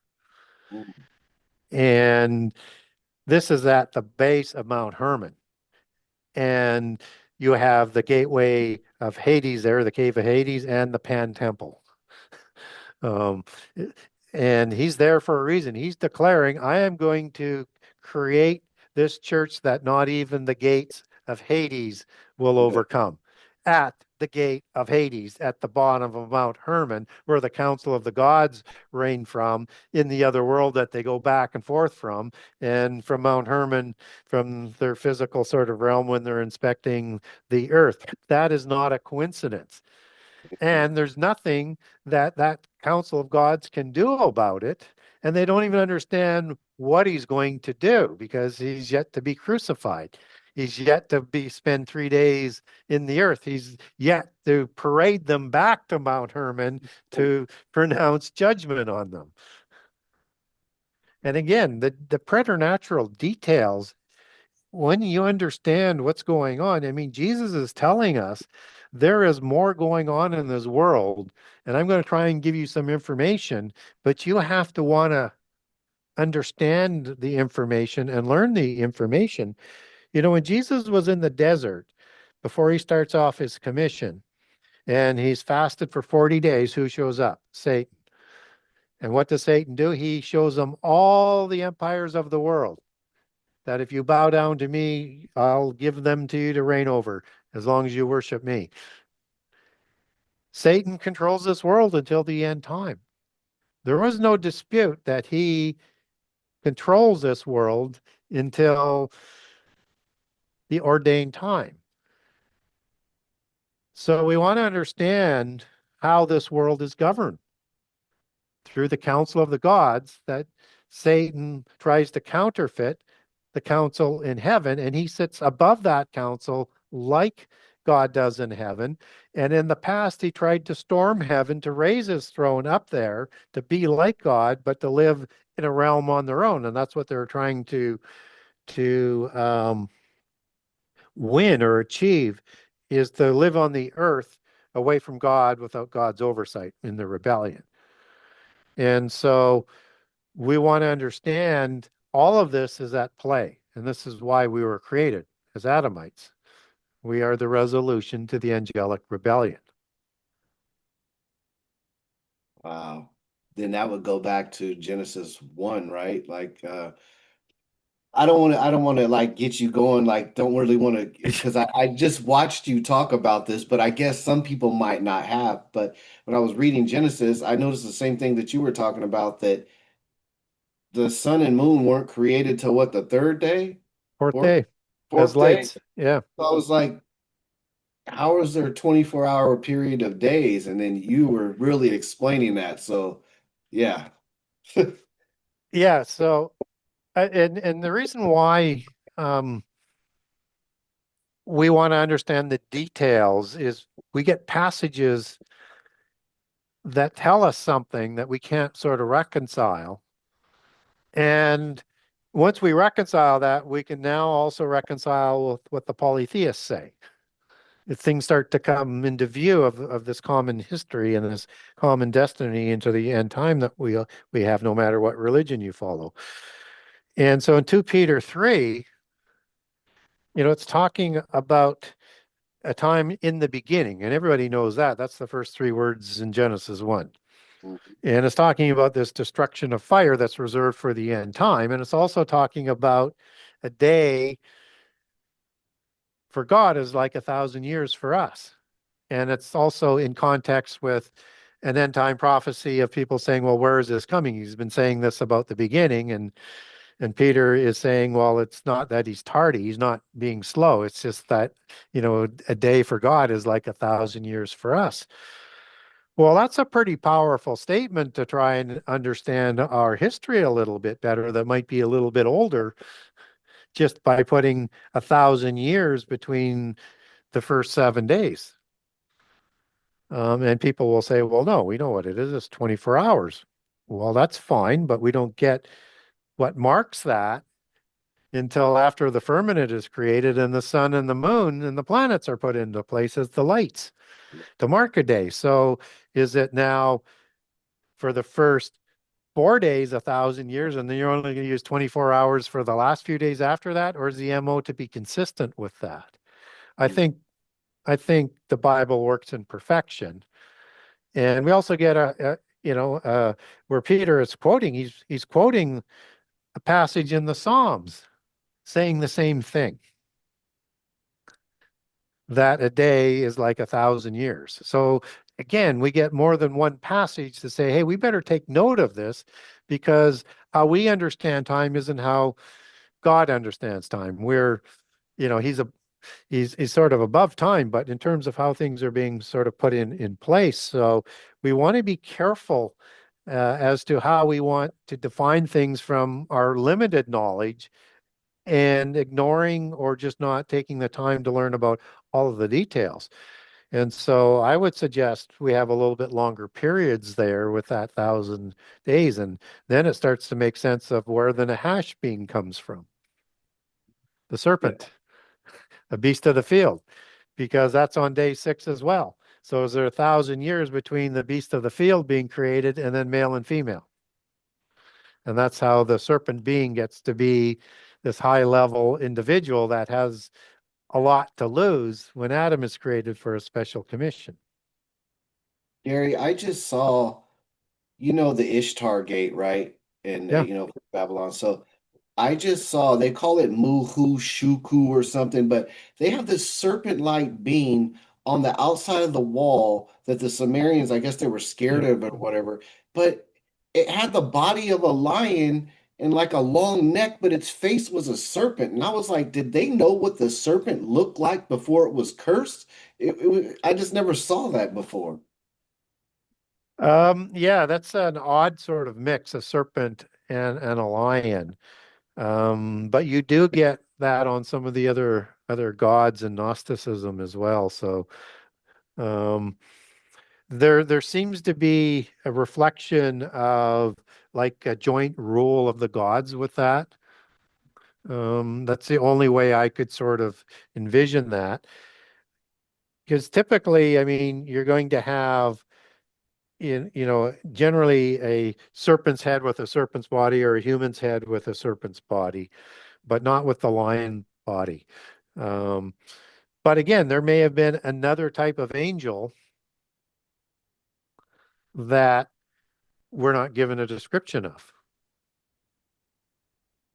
So there's always that we have to kind of keep in mind.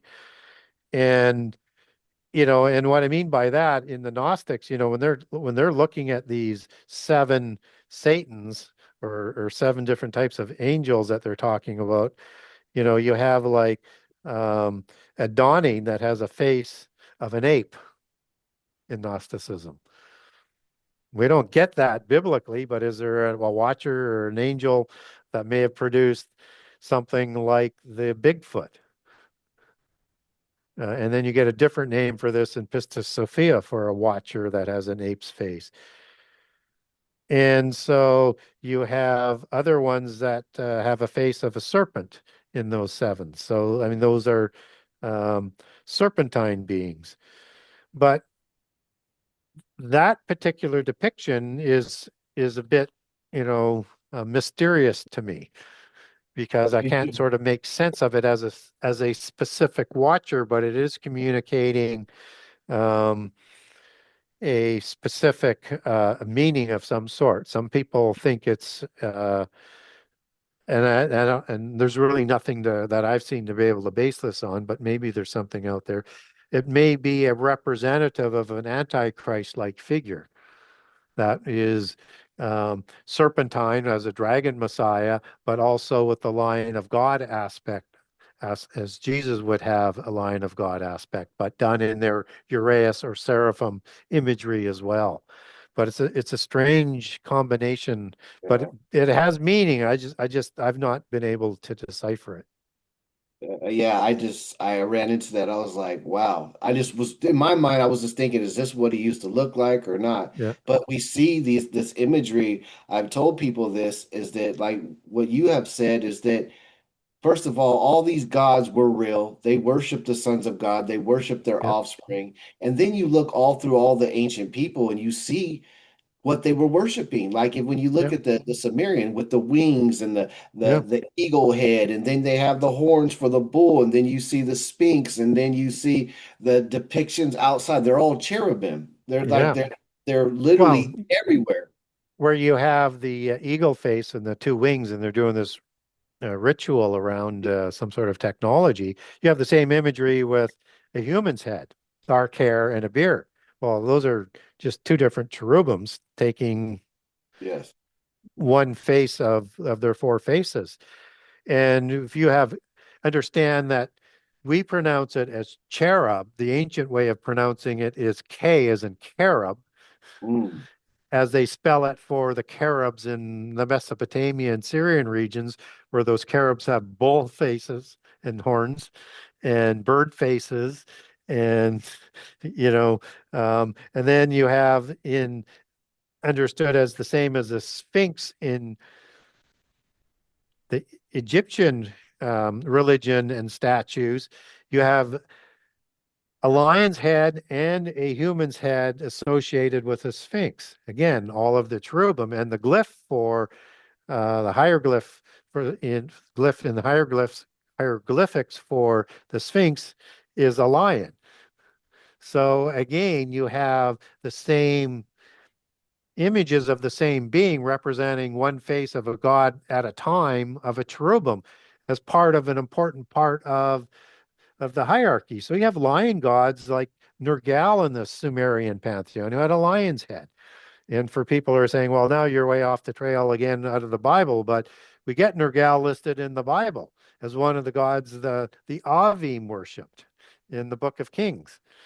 And it's basically with a human body with a lion's head. Now, some people say that sometimes that's depicted with a seraphim or a fishtail. Again, but I haven't got enough to make that sort of make sense yet in terms of my research. But the other god that the Avim worshipped was Nebaz, which was a barking god and depicted with a dog or a jackal face. like Anubis. Like Anubis, yes, who also procreated giants in the Egyptian mythology and created a city that the Greek called Cynopolis, meaning dog city. And Cyno is part of Cynocephales for the dog mythos. Wow. So that was a whole cult right there too, worshiping Yeah. this. Wow. Um, you when you say about the Gnostics and stuff, I just could you please just tell us because you have an adept like just knowledge of this stuff. What should we be looking out for? Because I believe this is that what you've done in your research, God has moved through you in somehow, some way to pick up on the personalities, uh, the methods. I don't know, something that's going on nowadays that this is what's going on, and we shouldn't be ignorant of his devices. And I just feel like all the research you've done, you've had to pull up something. You must have some type of, idea of what we should look out for. Yeah, I would look out for the religion of old coming back to be the Babel religion, number one. And Babel is the source word for Babylon as we understand it for Babylon used in the New Testament. This is the same religion that Nimrod imposed that he received according to the Gnostics and the secret societies. Enochian mysticism, as I like to call it, before the flood, as in Enoch, son of Cain, versus Jared, who developed the seven sacred sciences that merged with the knowledge from the fallen angels or the gods in the various pantheons around the world. We would know that also as Zoroastrianism. This Mm, is the religion of the giants. Um, and so I would look for that ancient religion coming back for us in the end time. It's not going to be Islam. Um, and it's going to be a requirement to come into place before we get into the last 7 years. So, and the false prophets will have to come to make that happen. So we should look for that to sort of bring about Babylon.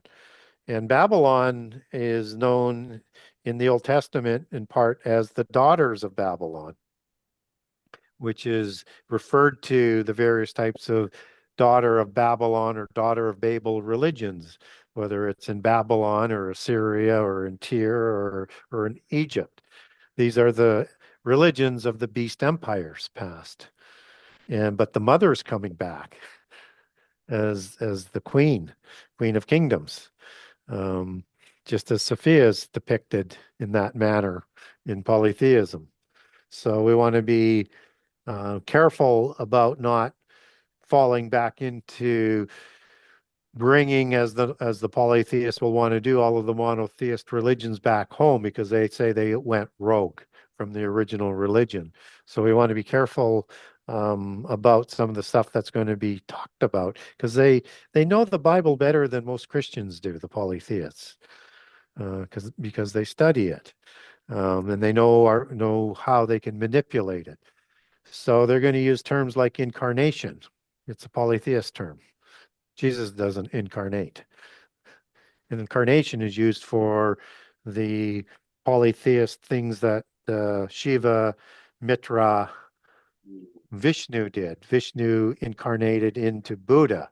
So there's two spirits in that soul and body of the physical world. And Vishnu provides the knowledge for Buddha to create the Buddhist religion. Jesus didn't share a soul and a body. It was created by the Holy Spirit within Mary for him to dwell in. It's his dwelling place on earth. And so he didn't incarnate, he did something different. But all the fallen angels can do is counterfeit at a lower level to sort of make it look like they can do something sort of similar. So Antichrist is going to have an incarnation. It's the Christ consciousness that they intermix into the New Age, where they bring in Christians who don't know the Bible and bring them into these types of concepts through those kinds of ways.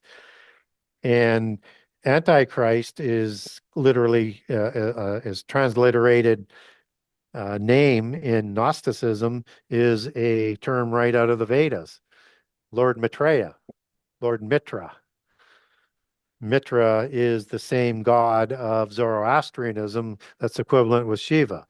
They're destroyer gods that destroy the earth by fire in the end time, and they will incarnate into a figure that we would know as Antichrist, or the Gnostics call Lord Maitreya.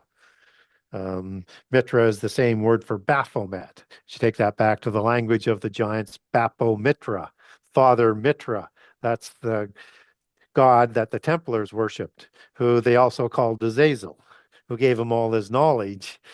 And Azazel is a goat god, a satyr god. So you start to see all of these interconnections. And Azazel is the leader of the Watchers. What's the leader of the Watchers called in the New Testament? Apollyon and Abaddon, meaning destroyer. Why? Because Azazel is the destroyer of the antediluvian world. I couldn't figure that out for nothing. I could not figure out those two names, Apollyon and Abaddon. You explained it in 2 seconds. Wow.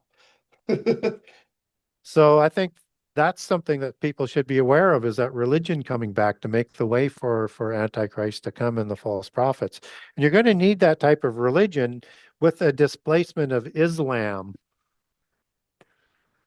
being reduced in its influence and being folded back in, because Islam is never going to permit the Holy of Holies being rebuilt on a wing or an extremity of the temple, where Israel, um, should be more accurately called Judah, the southern kingdom, will be permitted to do their sacrifices in the first 3.5 years to start the last 7 years.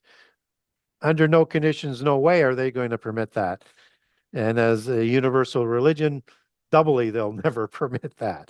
Uh, so something has to change there in terms of wars and um, other things that will reduce Islam's influence and also partially fold them in, just as we'll have that happen with Christianity and the falling away into that religion, the Babylon religion, as 2 Thessalonians 2 talks about.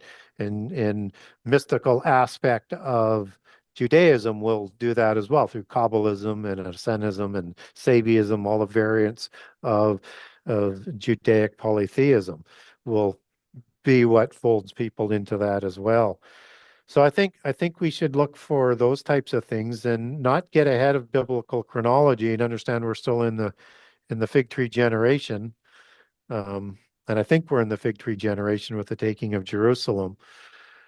But it's going to be a while before we get to the next 7 years. There has to be some significant changes with catastrophes, or maybe the full disclosure of aliens to deceive people is going to take us more quickly in that direction. But things like that are going to have to happen.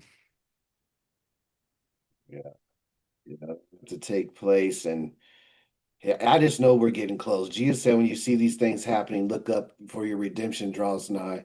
Um, you say fig tree generation all the time. You've said it. Could you just explain it real quick to people because they might not know what that means? Yeah, the fig tree generation is a term that's used in allegory. The fig tree in the Old Testament is used in allegory, along with the vine. So you have the fig tree and the fig, and you have the vine and the grape. And you're going to get that starting in Judges 8, where it's talking about two kings, and one being a vine for Israel and one being a fig for Judah, the southern kingdom. In the time of Jeremiah, is talking about the bad figs and the naughty figs of part of Judah, the southern kingdom. And there's a whole series of passages that are used to define the southern kingdom as the fig tree or the fig. So now imagine this, that um, before Jesus goes to give his, or is asked to give his Olivet discourse, where he's going to use the fig tree generation, that this generation will not pass away until everything that he said is going to be fulfilled in that generation. Heaven and earth will pass away, but his words will never pass away. Before he does that, and before he describes the destruction of the temple and Jerusalem, and before he overturns the tables at the temple, he is going to walk up to a fig tree while the disciples are there, and he's going to kill it and curse it as a curse of the covenant that Judah and Israel would suffer if they were violate their covenant and they're about to crucify their Messiah. The disciples know who he's referring to as the fig tree. It's the southern kingdom, and they would have been mortified because they would have known exactly what he's talking about. But then he talks about Jerusalem and the temple being destroyed. And that's when they go to ask him after he does that, tell us when this is going to happen, and what will the signs for your coming and the end times be, and that's when you get the Olivet Discourse, and he winds it up with a couple of archetypical allegories, one being the fig tree generation when all those events are going to take place, and then it's going to be like the days of Noah. And then you get, the details are to come after that for when he comes. That's shown back in Matthew 30 to 31, or Mark 13 to 26 to 27, or Luke 21, 27 to 28, when he comes in the sky for the rapture, right? You get the timing and you get all of the details that you need. You don't get any details after that because that's when the church is removed after the abomination. So it's important to understand who the fig tree is, Mhm. because that generation doesn't start until the fig tree's back in bloom. And so that's likely 1967, because Jerusalem is taken then, where Jesus is making the prophecy and where he's at right time and where he's crucified, and that Jerusalem is the epicenter for end time prophecy. And the southern kingdom has to be back in place, just as they're back in place for the Gog War we talked about. That happens just before the midpoint of the last 7 years. And so it's essential. And so what's a generation? Well, 40 years in the wilderness. Um, Also 70 and 80 years, as the book of Psalms talks to us about. And when you find those passages, you're going to find out the passage that's is the parallel passage for 1,000 years as a day. That Mhm. same one of those same passages there for people who want to do a little extra work. Or it's 120 years that life was limited to in Genesis 6:3. So it could be 70 years into the 2030s or 80 years into the 2040s, or maybe it's still longer than that. And there's still a lot of things to happen. So we want to make sure that we understand the fig tree. And the other allegory for the fig tree generation is the birth sorrows that talks about at the beginning of the discourse. And those sorrows include wars and rumors of war, and it includes pestilence, and it includes famine and earthquakes, and they're going to get stronger and work together more as that generation unfolds.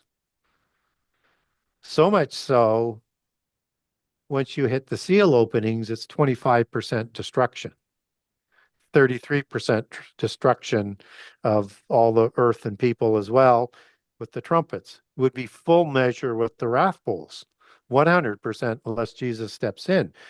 So why we want to be careful to understand the three allegories, the days of Noah, the fig tree generation, and the birthing sorrows, is so we don't get the timing all screwed up and let Mhm. people deceive us.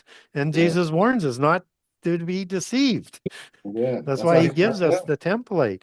So you could have a war next year, let's say, that would kill 500 million people. People would say that's got to be the apocalypse. It's got to be the wrath of Lamb. But that's why we need to understand how it plays out. Even in the last 7 years, those birth pains are getting stronger right through to the end time. As Jesus describes as being birth, the end time is like that, the birthing, and that's the full birth into something new. Amen. That's why, thank you for explaining that to us and everybody that would see this, because it seems very significant to know that. And you just gave me a much better understanding of it too. We talked Yeah. about this earlier. Gary, what do we do? How do we bring this to the church when they reject it and they don't want it? They basically feel that if it's not, you know, just the gospel and just certain things about, faith and other things like that, that they don't really want to get into it. But how do we bring it to them like, hey, we got to preach the whole Bible, Genesis to Revelation, not just certain parts of it? How do we do that? Yeah, it's an uphill battle to undervalue how difficult it is. And we have to remember that the churches showed their level and capability of leadership during the pestilence. They did not meet the challenge. They're not the right flock leaders. So it's very difficult to penetrate the doctrines of the churches not to teach prehistory and prophecy. And even if you can sort of penetrate that it's important, they're likely to say, well, I hope it happens sooner anyways, because we'll be with God sooner. But it doesn't answer how do we reach more people not to be deceived? And even the church is going to fall away. Mm, yeah. And so, but because they don't understand prophecy, they don't even know what the falling away is likely. So I think that the best way we can do it is just sort of plant seeds, but you can do it in the way of, can you do a commentary on what this passage means in the Bible? Or can we create study sessions for some of these passages where you can be there, or your people in the church can be there to help us with that and to answer questions with it? And knowing that they're not going to want to go deep into it, you can ask questions, and people there who are attending will want those questions answered too. And that's the only way you're going to start a process in an organization designed to suppress this information. Now, the other way you can do it is to um, try and work with members to do study groups away from the church and to lead it with them. Um, but be prepared that people are going to tell the church leaders, so you should make them aware that, I'm meeting with people and we're talking about aspects of the Bible that, you know, you're not talking about. So, and you're welcome to be there. Yeah. But it is a wall that is sort of unbelievable, and they've been taught how to suppress this information. And as you probably have found out, is they will ask you to leave if you ask too many questions, Yep, they sure will. because they're afraid of their losing their positions and recognition within the hierarchy of the church. So understand, hierarchy is a polytheist term. The original church didn't have that type of hierarchy. Hierarchy means the sacred assembly of archons in Greek, or the council of gods. So Gary, tell what part of it is the Council of the Gods? What I mean, what have they incorporated into? So, because I need to know this. Well, because you've got a church that is suppressing information. That's direction from polytheist influence at the seminary schools and throughout the organizations. They control the hierarchy. Polytheists do. Secret societies like Freemasons and Rosicrucians and others, and just plain Gnostics have infiltrated. They have probably now over half the church that uses an interpretive approach. That's a polytheist way of understanding the Bible. Mm, The literal understanding is not interpretive. You accept the Bible as it's written. If there's allegory that's used in the Bible, you will find typology, or passages of like passages, typological passages of the same type, that will define that allegory for you definitively if you need to understand what that might be. But you don't define it without biblical parameters, and they have to be clear parameters. But people will say this is what it means, but they don't have a passage for you to define that. That's the interpretive approach. So again, understand that that's part of the hierarchy that has crept into the church. So the only way we can take it back is at the grassroots, or to start new assemblies.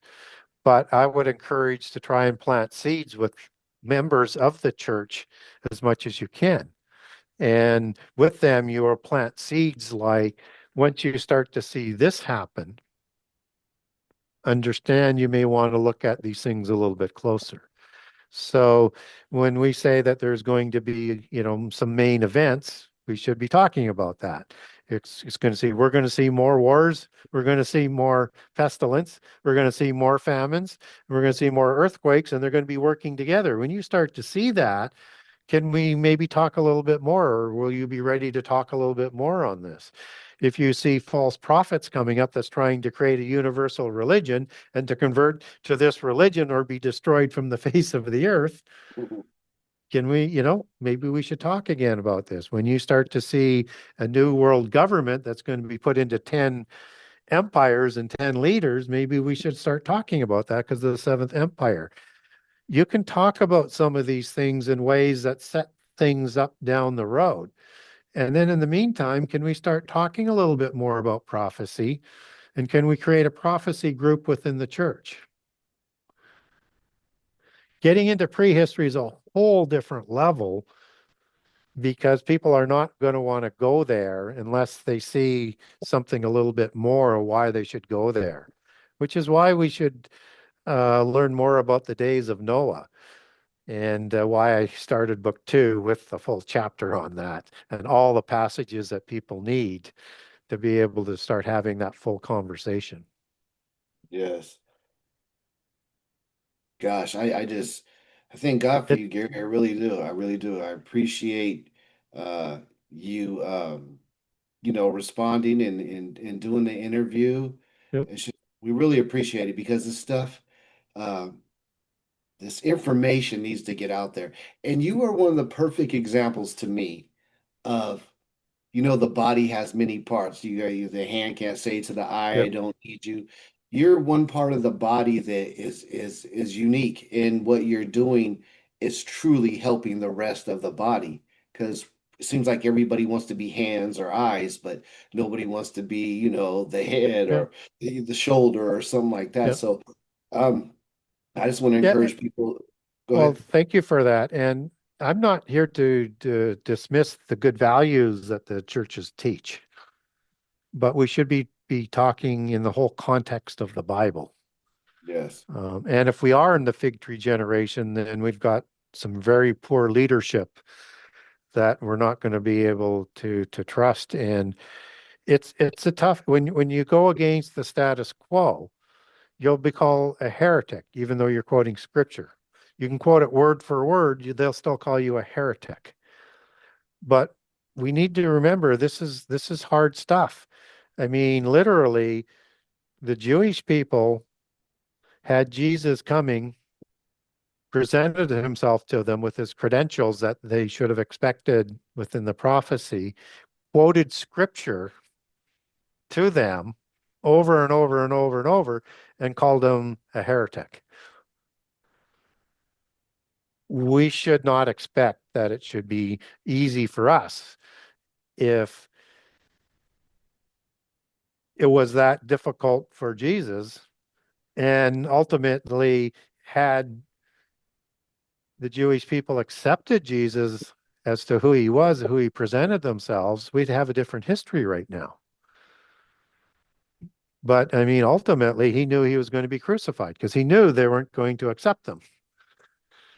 And so we should know that many Christians aren't going to accept us.